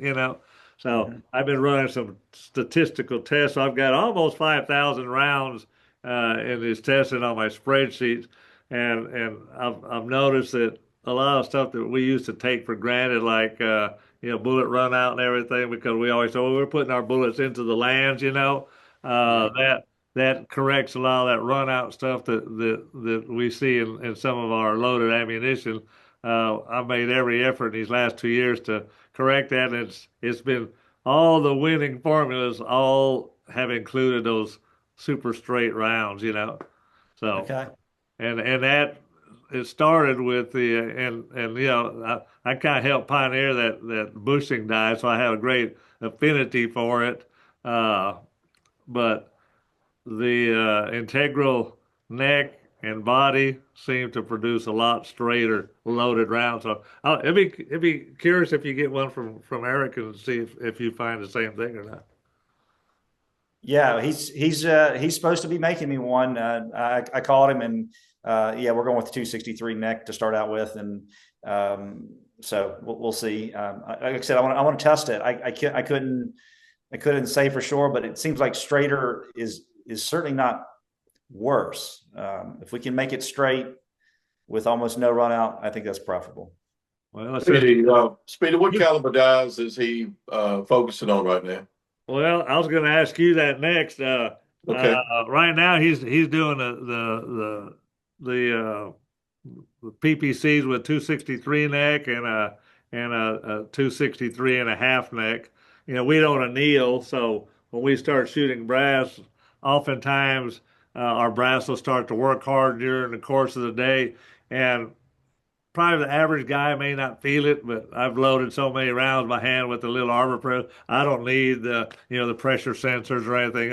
You can see or you can feel that bullet seating is not is hard. I'm just gonna use hard to seed as it was earlier when your brass was newer.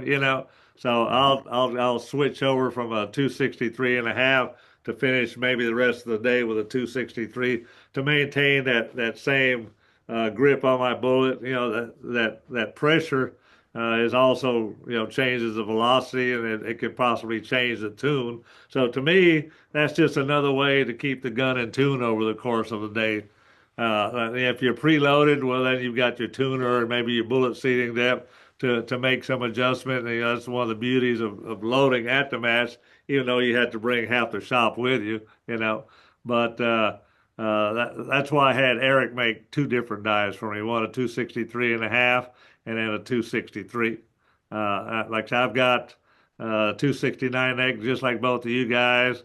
I like to see my loaded round somewhere between a 263 on the minimum side and maybe a 263 4 or 3 on the maximum side. That leaves that sine wave on the brass. That sine wave seems to be like an indication of a good bullet release where you're not getting that carbon flowing all the way back to the neck and maybe sometimes on the shoulder. And there again, when you've got that gas leakage around the neck and the shoulders, that's a drop off in pressure that's not going out the barrel. It's going out, down around the neck and possibly down the shoulder, down around the case sometimes. So I think you meant 266 to 266. yeah, I'm sorry. I've Yeah. shot 263 for so many years, but yeah, my loaded round is 266 to 266 3 to 4. I'm sorry about that. Thank What you. I was getting today with the next That's why I have to have today. my sidekick with me correct me all the time. That's what I got today, Speedy, on after I turned them and you put bullet in and you mic them. I was getting 266.0 there and about. So yeah.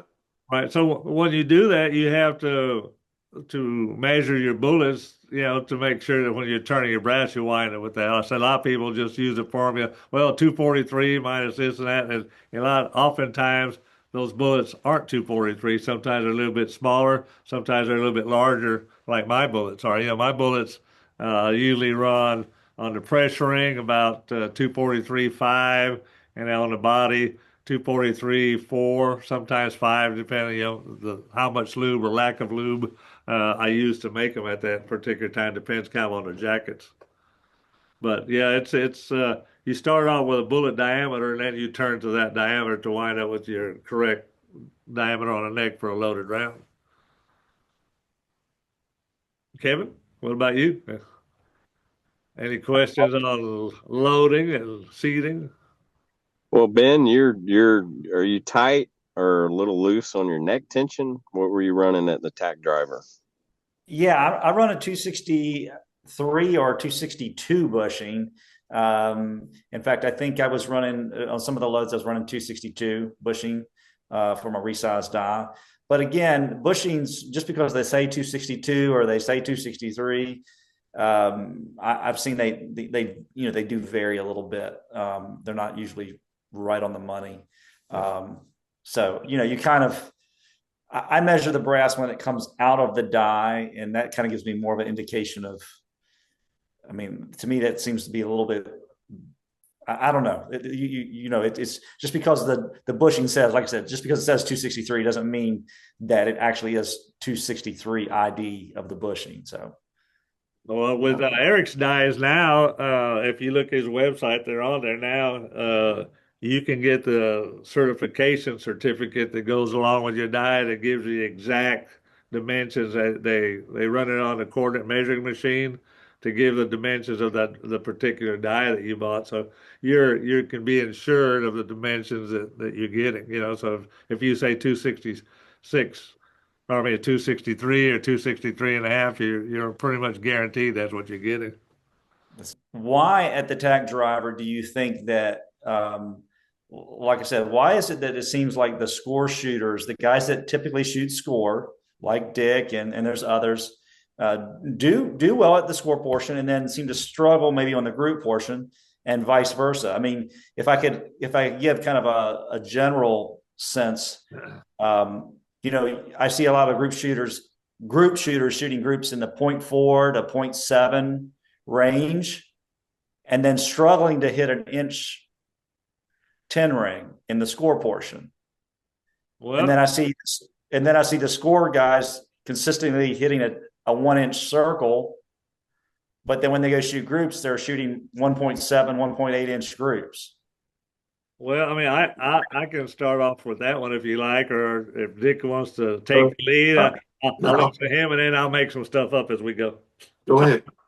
Well, I said, I'm a group shooter, so after uh, some of the groups I shot last year, uh, I had kind of got a pretty good grasp on the conditions out there and where all the bad stuff was happening, and and I told you I've been conducting this test so that I could give my customers I would call it a blueprint to success, or when they get their rifle, I would say, like, here's a list. If you do X, Y, and Z right there, this is proven in the last 2 years to be competitive, and so I was really concentrating on the group. And when I got there, and I've mentioned this before on another podcast I did, I was so focused on the group Saturday. I mean, those groups that I shot were just like in the way. And I'm gonna talk to Dick about this because today at the match, after each match, they had a payout to whoever had, the best targets and all that. And you could see Dick was just like a caged lion wanting to go back and shoot. He didn't care about getting the money. He wanted to get back on that gun and shoot that next score target. So he reminded me at the Tack Driver. I don't care about the money. I just want to shoot that next target. So when I shot my first group target, it went just the way I had planned, and then when that first score target came up, it was just like, let's just shoot it and get to the next group, So after my second, so we shot group, score, group on Saturday. After my second score target came up, I looked at that thing like, just one more of these things and I could shoot my last one and continue working my plan. So, but as soon as I shot that, I mean, I just shot it just like 1, 2, 3, 4, 5, get it over with.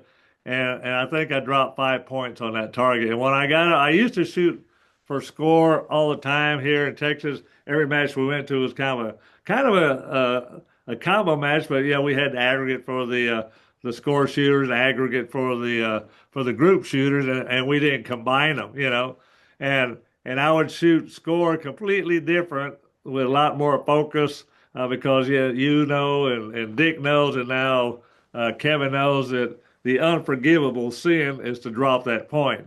And nowadays, like I hope that Dick will explain this a little bit later, the it's almost the unforgivable sin or the moral sin is not to shoot a 50 and 5 on that first target, And when I got up off that bench, I turned around, there was a trash can right there, and I saw that trash can. I said, you threw $5,000 away with that target right there. Every one of those 9s or points that you dropped was $1,000 bill at least, And after that, on Sunday, I came back and concentrated a little more. I only dropped 2 points on Sunday. And, I could have done that on Saturday if I had concentrated, but I had no consideration for those score targets. And, I deserved everything I got, It was lucky I even finished on that first page.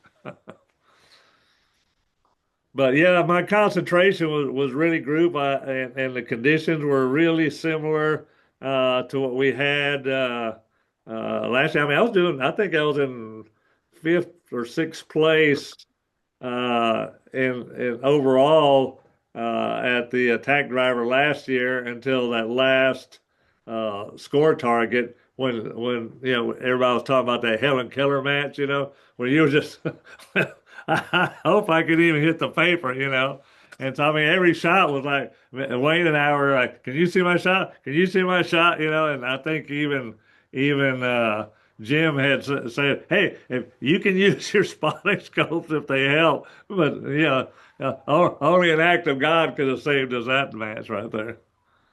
So that's my answer. I just jackassed it basically on the score, and I had focus all year on my group shooting, and it paid off. I made sure that when I got to the Tack Driver, everything I had was the best that I could possibly build or buy. And by the grace of God, He gave me the talent and skill to compete and amongst you and Dick and all the other guys out there. So I was blessed. Well, Ben, how, Jim put out I guess a summary after the fourth match of your place, right? And so when I saw where I was at, I completely cracked up. So what did you do? How do you go about your matches? How did you get through that one? Because you had to have seen, or maybe you didn't look, maybe you didn't know where you were at. Yeah, I The think it's pressure. the best to not look at the results, at least not much. I mean, I think it really is a mental game, and so I one of my buddies, I think it was the fourth after the fourth. I don't know. It was the second day. One of my buddies looked at me and said, "Ben, you're going to win this thing." I'm like, "No, there's no way." And I went down and sat down and looked at the results, and that was a mistake. It was a big mistake because I had to really calm myself down when I saw that I was behind Speedy, but still I was up the page and better than I thought I was shooting. So yeah, I don't know. I think keeping yourself calm and you'll have time to look at the results at the end of the day. So. Well, yeah, when I won my first anything, which was a yardage at 200 yards, I didn't look. I didn't look at all. I didn't want to know. And I went through and didn't choke. But yeah, like I said, at the Tack Driver, Speedy gave me his bullets again. And I think after 4 matches, I was in 3rd place. And when I saw that, my subconscious was like, man, you don't belong here. you, and sure enough, I fixed that. And, but yeah, so that's the advice you would give, Dick, when you're up there and the pressure's on, what do you do? I've done a little changing this year. I used to be that guy who's, you know, I'd like to think I'm a pretty social guy. I love interacting with people and encouraging people, and I never would go up to anybody and acknowledge something they're doing good for the outcome of making them nervous so they wouldn't maybe finish well. That is not at all in how I'm made up. But I've got some good advice from some well-respected shooters that I travel with. My travel partner, Steve Stanley, and Jim Klein has been so good about trying to acknowledge that I'm having a good year, and he's been encouraging me. He's the guy that I, was so close to all year, but within all that, he did more to help me this year. The man I was wanted so bad to try to somehow get in front of Jim Klein. He was one who was rooting for me as much as anybody this year. I can't say enough good things about the character of Jim Klein. But I've had little things that you can do to keep that off of you. Some people don't care. As far as I'm just the way I'm wired, I realized this year I need to quit having so much input with what's going on. I needed to, like Ben mentioned, I needed to reel it in. It's plenty of time to be friends and eat peanuts and pound cake and all this other stuff. But if you're serious about what you're doing, you need to find a way to get to another level. And for me, it was shutting that noise down. So at the Tack Driver, it was live. It was live results going off immediately. I had friends working at this event, multiple states, texting my gunsmith, texting me, all this stuff's on my phone coming in about what I'm doing. Keep it up, Hammer. Keep it up, Hammer. And the predictions were being made as to who they wanted to see win it, and all that was going on. And for me, I need to really shut the noise down. Be careful. not to go look and, just again, trust, like Kevin Costner said in his movie, clear the mechanism. I need to continue to think about clearing the mechanism and keeping external things out of my way when I am in contention, regardless whether I'm in contention or not. Is to keep my mechanism clear is what I try to do now. Speedy, see you rarely ever jackass anything. What's your mental state? Well, uh, I'm kind of like I'm going to say like Ben, I've become single focused on something, and I heard a lot of people talking at the Tack Driver uh, about one of the biggest things that they had that was putting pressure on them was shooting beside someone like Ben or like Dick or Jeff Feinhardt or some of the other Hall of Fame members and all that they almost felt intimidated, and that's one thing about bench press and I haven't shot UBR, maybe the very same way. Uh, you know, our sports aren't like F class where you have different classifications like for the entry shooter and this, they just throw you in with the sharks and you either, swim with them or you get eaten by them, So I was really fortunate enough my whole career to be mentored by a lot of the sharks, and when you see that they're just like you, they have those pre-match jitters and did I prepare right and all that, and I think like what Ben is doing, he's taking matters into his own hands. He wants a stock to feel a certain way. He wants a bolt to close a certain way. He likes his load. He said we have similar chambers, but there's differences in it. I think when you start to have what you need to compete and feel that when you sit down, everything you've got is right. It makes it easy to concentrate on just what you're doing. Not I had Wayne Campbell sitting to my right side last year where I was on base 9. He was on base 10. This year we were on base 9 and 10.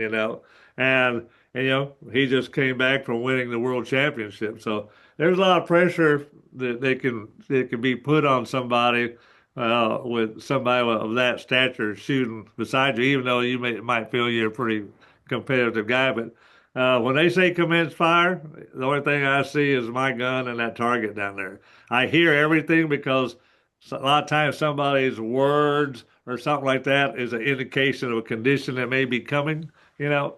So, but I'm focused on my shooting. Wayne's not pulling the trigger for me. Ben's not pulling the trigger for me. Dick's not pulling the trigger for me. I have to do it myself. Dick didn't pull the trigger today when I dropped that shot out the bottom. That was either me missing a condition, maybe that load, that round wasn't correct, but that's part of competition, and I enjoy that loss sometimes just as much as I do a victory because a lot of times it will make me focus more on that small detail that I may have missed and caused that shot. The conditions really weren't there for me to throw that shot out the bottom. I mean, like I told Dick, he said, "What happened?" And I said, "I would have bet you every $100 bill I had in my wallet that was a dead center X. I had no idea. I can't explain to you where it came from." And you've been with me enough. If I jackass something, I come back. I jackass that one. So it's time to go to Burger King because I just shot a Whopper. So uh, you know, so I mean, I take responsibility for what I did, and I'll tell you when I have no clue why that happened. So, but yeah, I'm just out there shooting by myself as far as I'm concerned. So, a lot of times you guys have been there on practice day before the match, and I'll be walking by and a guy will say, "Hey, come here." come and look at this group I just shot, and I have 2 zeros down there. And I said, okay, well, that's a Friday gun. So let's see what it does on Saturday, And then the next day, I don't know what happened to that gun. You saw those 2 groups I shot, It don't count on Saturday, It's what you're doing then. So a lot of times I won't even go practice when I should, is because you don't want to put any bad thoughts in your head. I always tell everybody there's 2 things you can't do when you shoot. You can't shoot scared and you can't shoot mad because either one leads to the other. If you get mad and then you don't care and you just throw things away, or if you shoot scared, I think that's what you described as what happened to you at the Tack Driver when you saw that you were doing pretty good. You started to get cautious, and you didn't shoot the group as you should have, Kevin, and then after you do that, then you get mad again. So I said, if you can focus on not getting mad and not getting scared and accept what happens and learn from it, I think you'd be better off. That's my explanation. Yeah, I would agree with that a lot. And one of the things that I tell people, especially new shooters, is that like every experience is an opportunity to learn something. And if you learn something, it doesn't matter if you shot bad or if it was, you didn't do well. If you learn something, it's not a loss. And so, I still take that mentality, even at the Tack Driver. I was trying to learn things, learn from the guy shooting next to you, learn from the new guy. Sometimes the new guys have stuff to teach you. And sometimes the Wayne Campbells are the guys you need to listen to. And so there's lots of opportunity to learn. Learn the range, learn your equipment. I mean, there's just so many things to learn. And I think that's one of the biggest pieces of advice that I would give somebody. Just try to learn. I've got a question out. You said that. Do you keep records or notes of your performance or the conditions or anything that you take back that, there's a lot of times there's so much information that, you forget about it. You go to the next match. Oh, I meant to do this. I meant to do that. Not obviously not like what you do. I do keep a logbook with the rounds that I shoot and the date and some of the results, and I have a little way of kind of keeping track of things that I think are really good, but not extensive records, but I do have some basic records. Right. You don't keep up with like density, altitude at a match? I don't, but maybe I should. You think that's helpful? Well, I mean, since I've been conducting this test for the last 2 years, I see a little correlation. I'm probably gonna need more data, on that, but it kind of gives you, since we load out there, and I don't know how you could use this if you're preloading, but it gives you when you're loading outdoors and at the match like we do, it kind of gives you a starting place, where you can look at your data. So I've got, different data sets for different ranges, and with Excel, you can bring those all into play and combine, early in the day. And so there's an app. It's it's got a real catchy name, Density Altitude. But there's an app that you can get for your phone called Density Altitude. It's $4 a year. And when you bring it up, it asks you a manual mode. And when you click on it, it gives you all of that data. It gives you your density, altitude, your relative humidity, the barometric pressure, and the temperature, that's what the combination of gives you for density, altitude. And it changes over the course of the day. So maybe if you're preloading, like you came with 3 different loads and you said that you changed it, it'd been interesting just to see. And like I said, 1 day or 2 days isn't a big enough data set to prove anything. But it's just been interesting to say, okay, well, the density altitude was X. And when it got to this, I was shooting my heavier load, and you look at the density altitude and see if it had changed considerably over what you started with the lighter load in the morning. But like I said, for $4 on for your phone, you can carry it anywhere you go, and it'll record. I just take screenshots over the course of the day after every match, and I clean all the old ones off. I do screenshots, and at the end of the day, I just put it all in my database. So, like I said, I can relive a match, and I can tell you what the temperature was, the humidity was, as hours tick by towards the end of the day. So when I go to that range the next time and I see what the temperature is there, nowadays with that phone again, and I can keep in my files, I can look at as if I go and the match starts at 80 degrees this day as opposed to 70 or 60 degrees in the spring. I can bring that up. I say, okay, well, 80 degrees.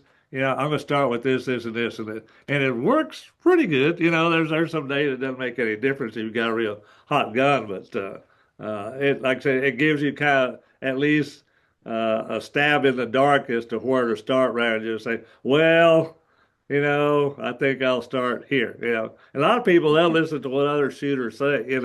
They'll say, I hear it all the time, I see it all the time. I go to a match and a guy, one of the better shooters, I'll use Mike Connery for example. He came back from the line and said that, well, I'm going up on the load. He said this light load's not working for me. And then you hear click, click, click, click, and you hear everybody punching the numbers up on their on their powder measures. And then the next time he comes, well, that didn't work, and everybody's going back down. So that's why I kind of like, doing my own thing. I'm not paying attention to what other people are doing. They're not shooting my gun, they're not shooting my bullets, they're not doing anything. So for them to make a change based on what I am doing at that match at the moment would probably be not a real smart move to make. What about you, Dick? Yeah. I don't do anything of that nature. Again, I don't think the 30 requires, that level of separation. I don't think it's any question that, especially with you guys loading, making powder and seat depth adjustments on the fly like that, I can see where it's probably very important. I will tell you, with my 30, I can shoot the same load.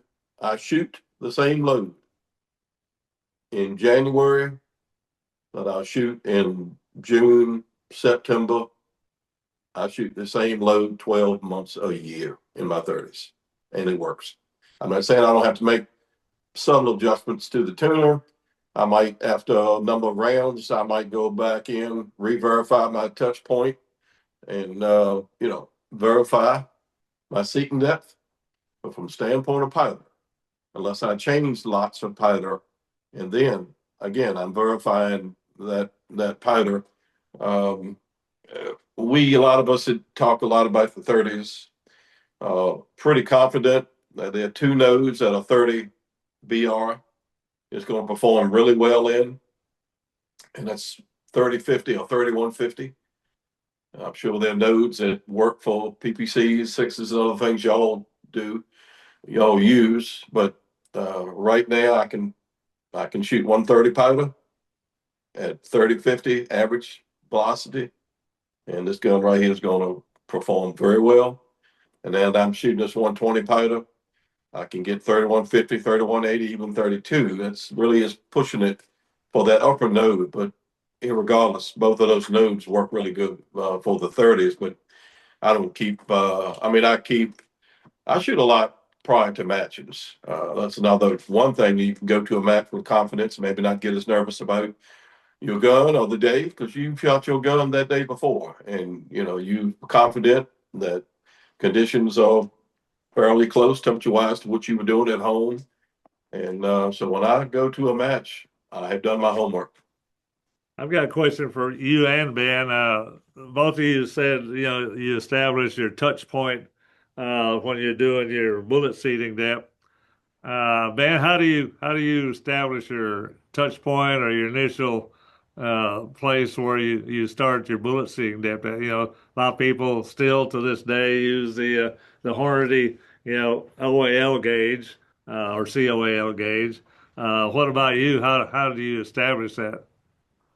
Yeah, well, I think the only way to consistently, maybe say this, the only way to consistently, in my opinion, get the touch point is really to take a barrel off the gun and then, and maybe there's a better way, but to actually take the bullet and keep seating it deeper until it doesn't, you can push the whole case in the chamber and you get it to where it does not stick. I think that's the best way to find like you would do it and I could do it, and we would be probably within a thousandth of each other. Like I think we could consistently do that.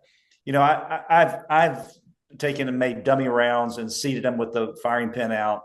Is actually how I used to do it, and I don't think it's the right way, but that's kind of how I started. And then with the PPC and keeping the same reamer, I mean, I'm within a few thousandths of my same seating depth on the last barrel, and so I really don't go through that process very much anymore. Not like you would for the first time. Right. Well, Jack Neri gives a real good description of how that stick point that you just described gave on one of Eric Cortina's interviews.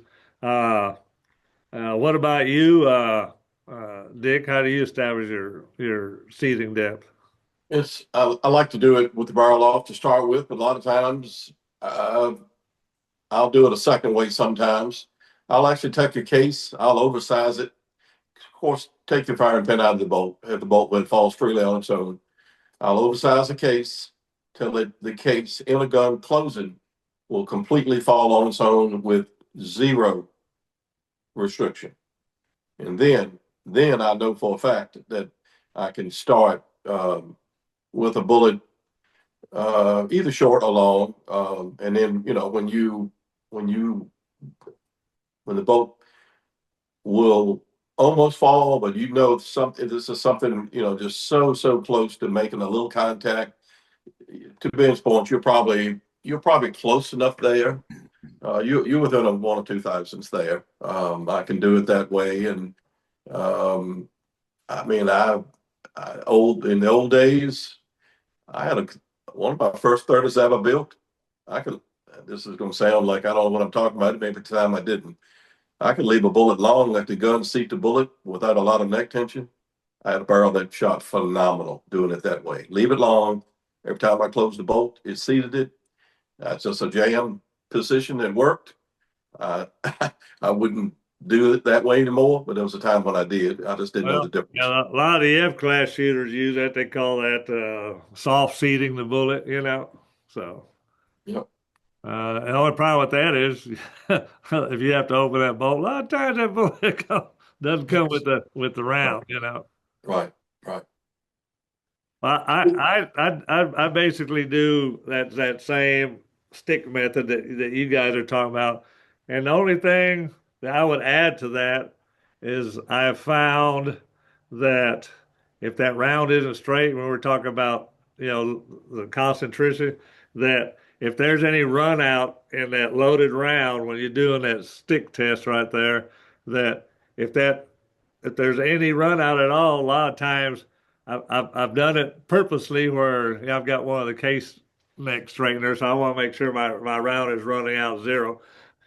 I can induce about 4 to 5 thousandths run out in that round, and my stick point will be like 10 or 12 thousandths difference. Wow.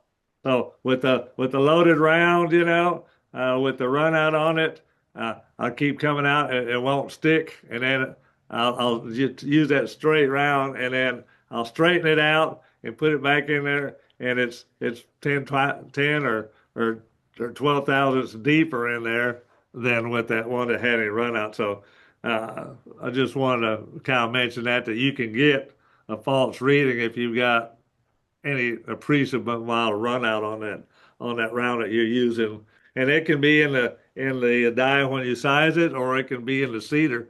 One of the things that we found in these tests that I've been conducting with the cedar is that, let's say you buy a Wilson cedar, and they mostly have like a factory neck in those. Let's say a PPC, for example, that we're using, and so there's X amount of clearance now around that neck that bullet can cant to some degree. And if we size the body 2,000, that means that load round can at least cant over 1,000, And if a lot of times those bullets don't start in that case straight, it might start off kind of crooked, and then it seats that bullet crooked, And then the next round it may seat straight, so you can get all sorts of variations to run out with a Wilson cedar. We think we're using that is a straight line seeder. So the seeders that I'm using now are about a thousandth over what my loaded round is. So if I got a 266,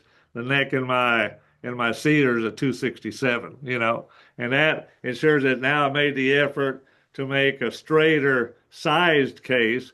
I want to ensure that I follow through on that process with a straighter seated bullet. So now when I order reamers, I'll order my chamber reamer. I'll order another chamber reamer just like it, but with a 267 neck for my 269.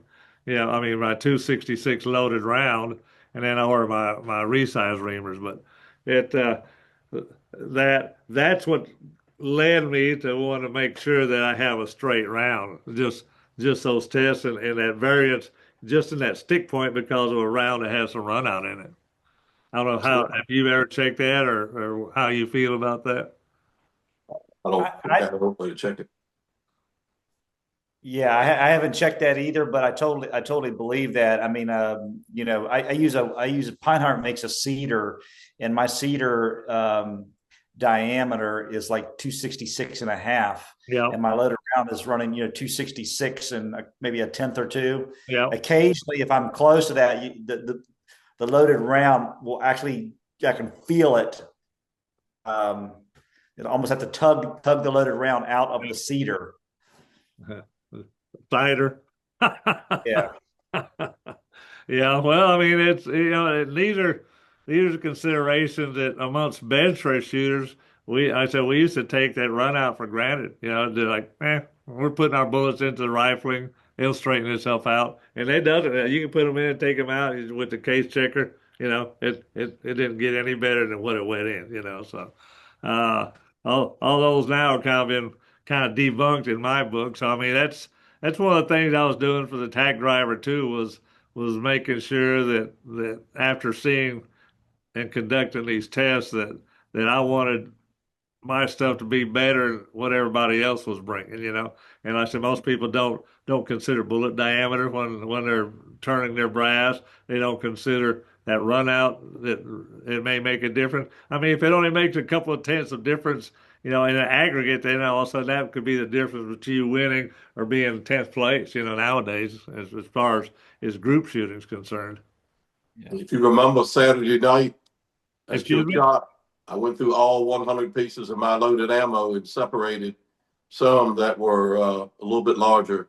Right. When Dick was down here, I had a student down here, and I was showing him two lots of factory bullets, and there was a half a thousandths difference in diameters. One was right at and slightly under 308, and the other was 308.5.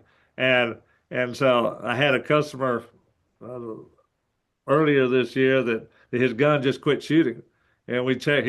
I said, "What did you change?" He said, "I didn't change anything."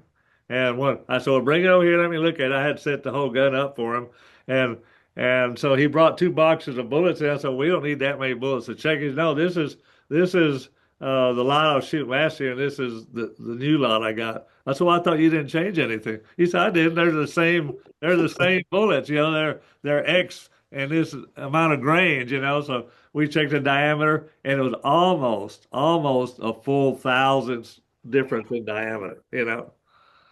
And so I was showing that to Dick. We were measuring two different lots of these 30 caliber bullets, and there was a half thousandth difference between the two.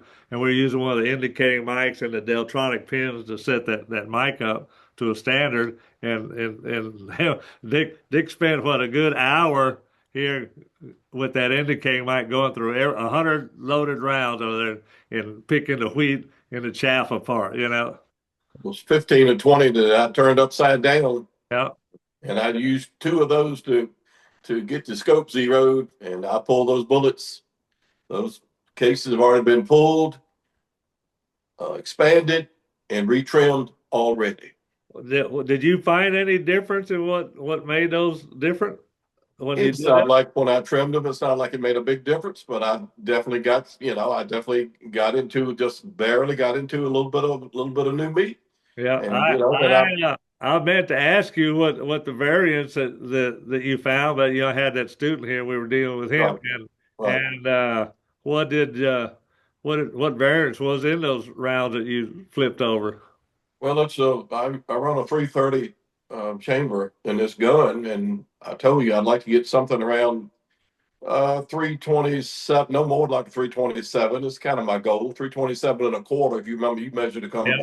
before me to set that tool up, and I had some running 328. And anyway, so I got back here, like I said, and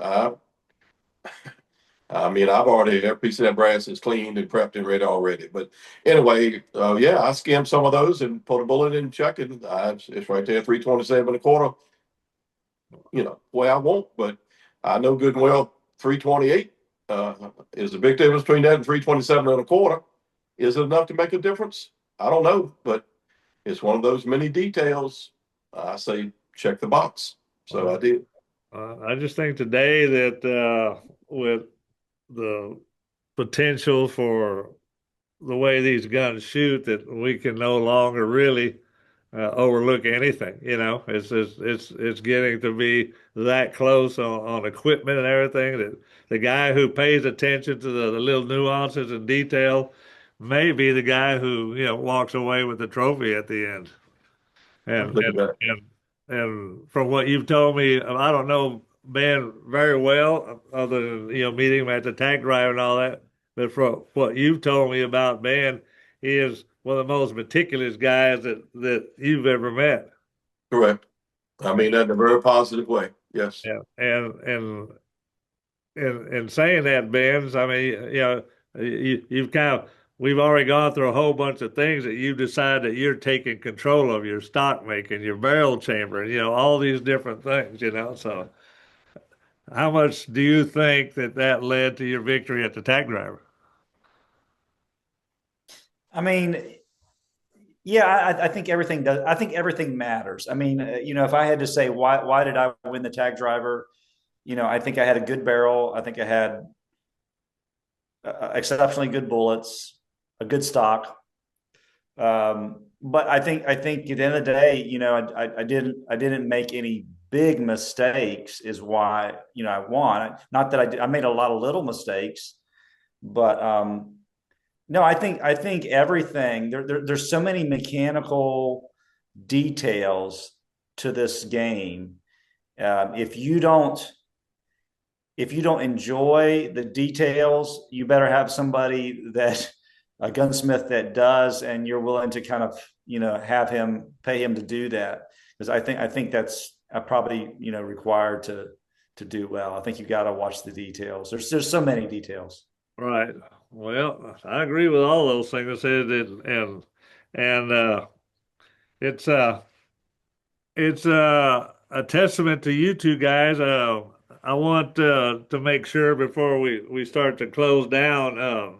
One of the things that Dick brought up to some of the shooters out there, and I thought it was very astute of him seeing this. We've all got strategies of how to approach shooting or how to approach a match that can give us a successful outcome.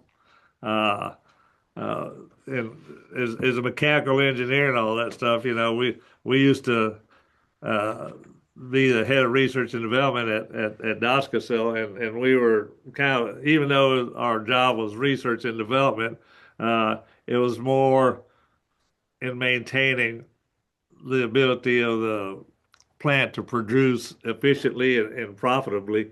Uh, he gave a piece of advice to several of the students when I overheard him saying that. Uh, I made note of it and asked that maybe he explain it again on that first match strategy. How's the best way to lose a score match, Dick? Yeah, this advice is pertaining to shooting a score match. Many is the time people who shoot score sit down and it doesn't matter what yardage, but you start off and you get in a hurry. You got the first match jitters. You go and you starting to to verify your sighters and you think you've got some close enough to work with, and you get up and you shot 50. And in this case, I shot a 50 and 4X on my first match there at Austin. And that was okay. I thought I had a 5, but the one I thought the paper tear touched, but when they measured it properly, it didn't touch. But there were 3 or 4 other shooters that did get a 5. So in my mind, I started off in 4th place to start with. So a couple things got to happen for you to recover from that. You've got to shoot better, and they've got to shoot worse. So my advice I've been trying to give it to myself. I've really been trying to focus on this because I get so disappointed when I start a match and I don't start with 5 X's. Because you put yourself in a catch-up mode. So the message I try to tell myself, and I'll gladly share with anybody else who wants to listen, just like people share things with me. That very first one takes a little more time. Unless your gun is shooting pure pinwheels and you know for a fact nothing is changing, follow your last bullet. Okay. If your gun is not completely dialed in, and you might be getting that X, but you know it's not right, that first target is so critical. We have all gotten lucky and won on a Creedmoor. I won the Tack Driver this year from Jeff Thompson because I shot better on my first. I shot a 50 and 2 or something, and we tied, but I did it first. So God was looking at me for that event, but many is the time when I've been 3rd and 4th place, but the same Mets count as the man who won it.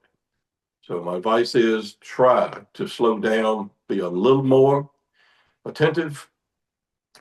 Go ahead and shoot one more sighter. You usually have plenty of time. And this is really advice I'm telling myself, but if you like it, listen to it. But that first target is critical. Well, I said, Dick has a saying. He said, pay attention, that man is giving you pearls. And I think that from a score shooting standpoint, I used to be one. That's one of the pearls that if somebody pays attention to that they'll usually going to wind up better off than if they had started with just, let's get this first one over with, kind of like somebody I know. What about you, man? You have any pearls for our viewers? Not really. I think what? I just wanted to put you on the spot. Yeah. No pearls, huh?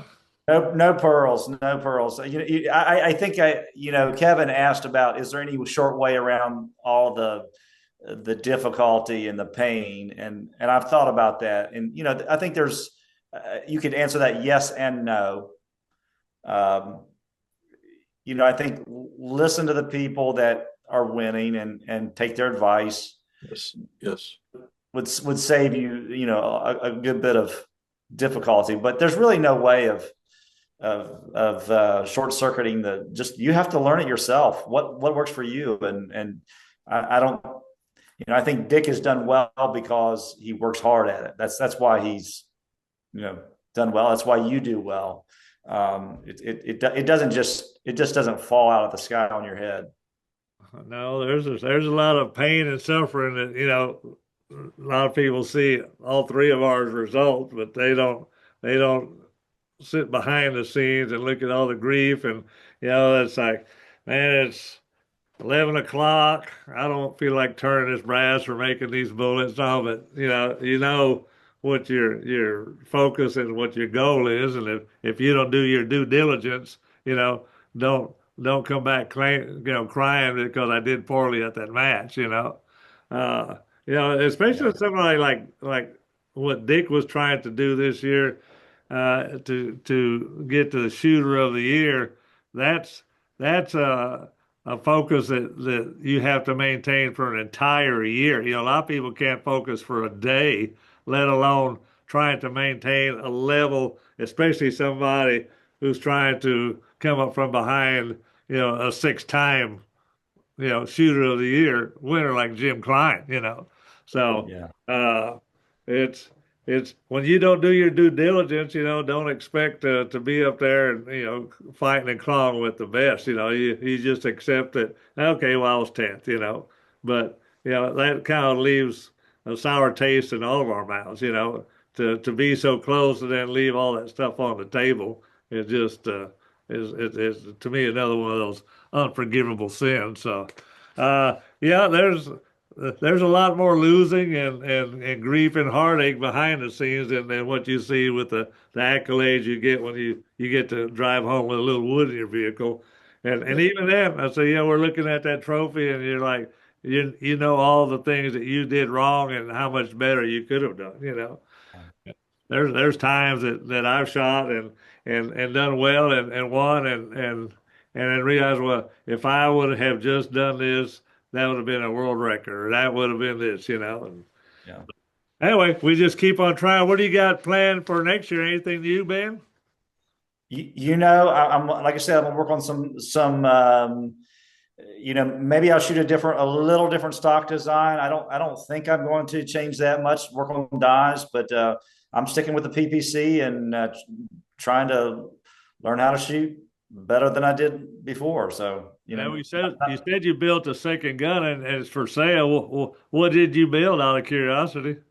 I mean, I built basically the same thing Okay. that I've won with. I like bat actions. I like bat DS actions. I like B 1.4 multiflats and I like the PPC. So um, I I'm probably sticking with that caliber for a while. I don't see any reason to try something else. But I think there's some room for me to grow and getting my ammo a little straighter.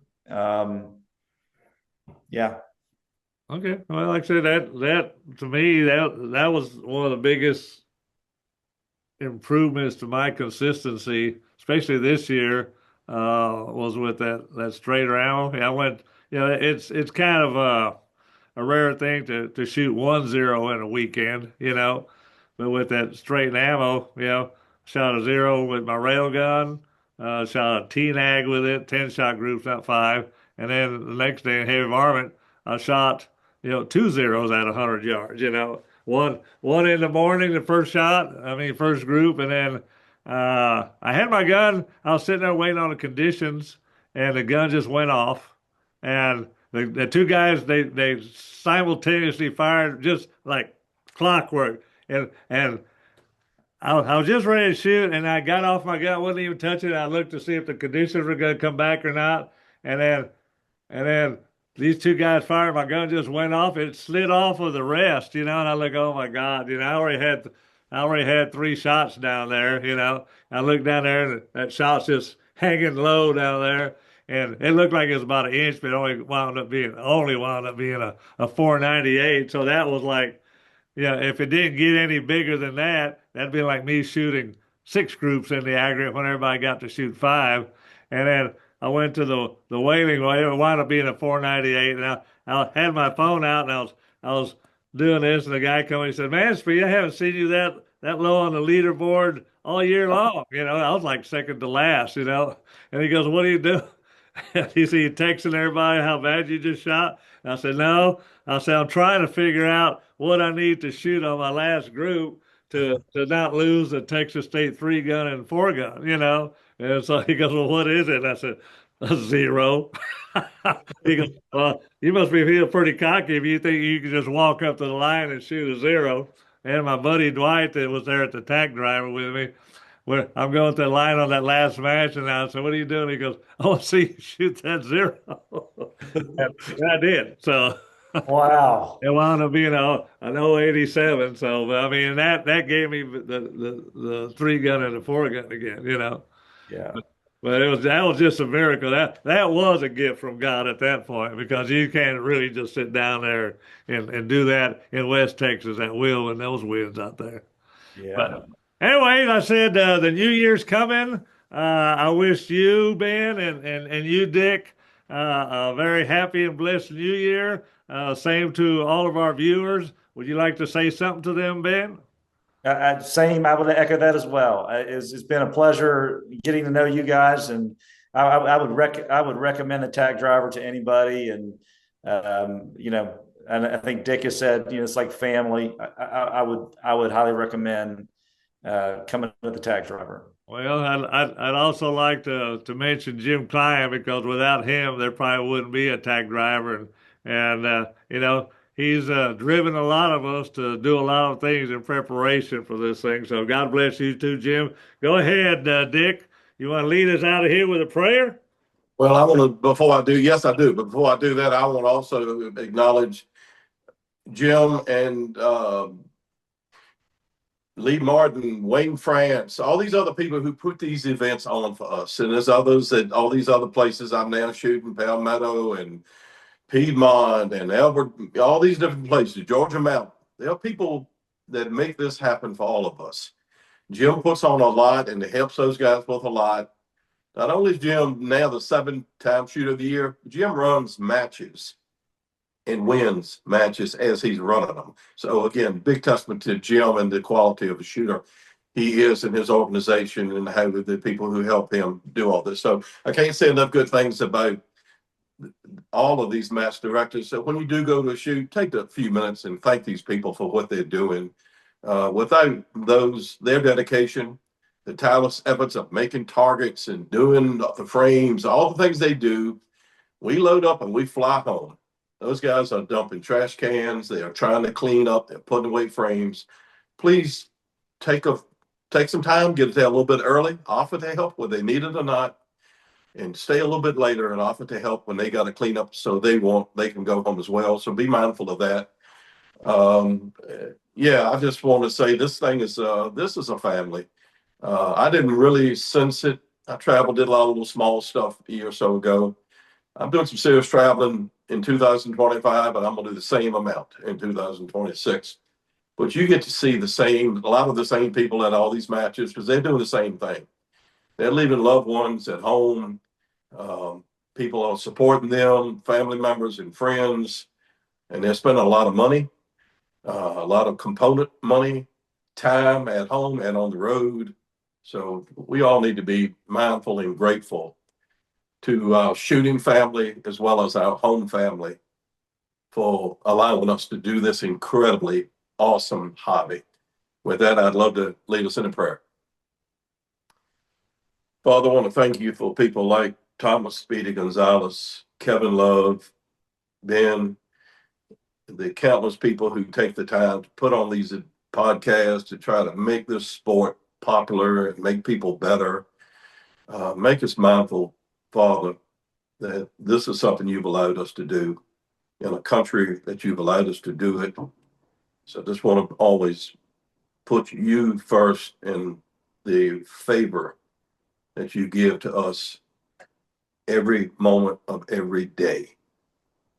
Thank you again for the things you do for us. Can't say it enough. Christ's name, amen. Thank you, Speaker. Amen, Jim.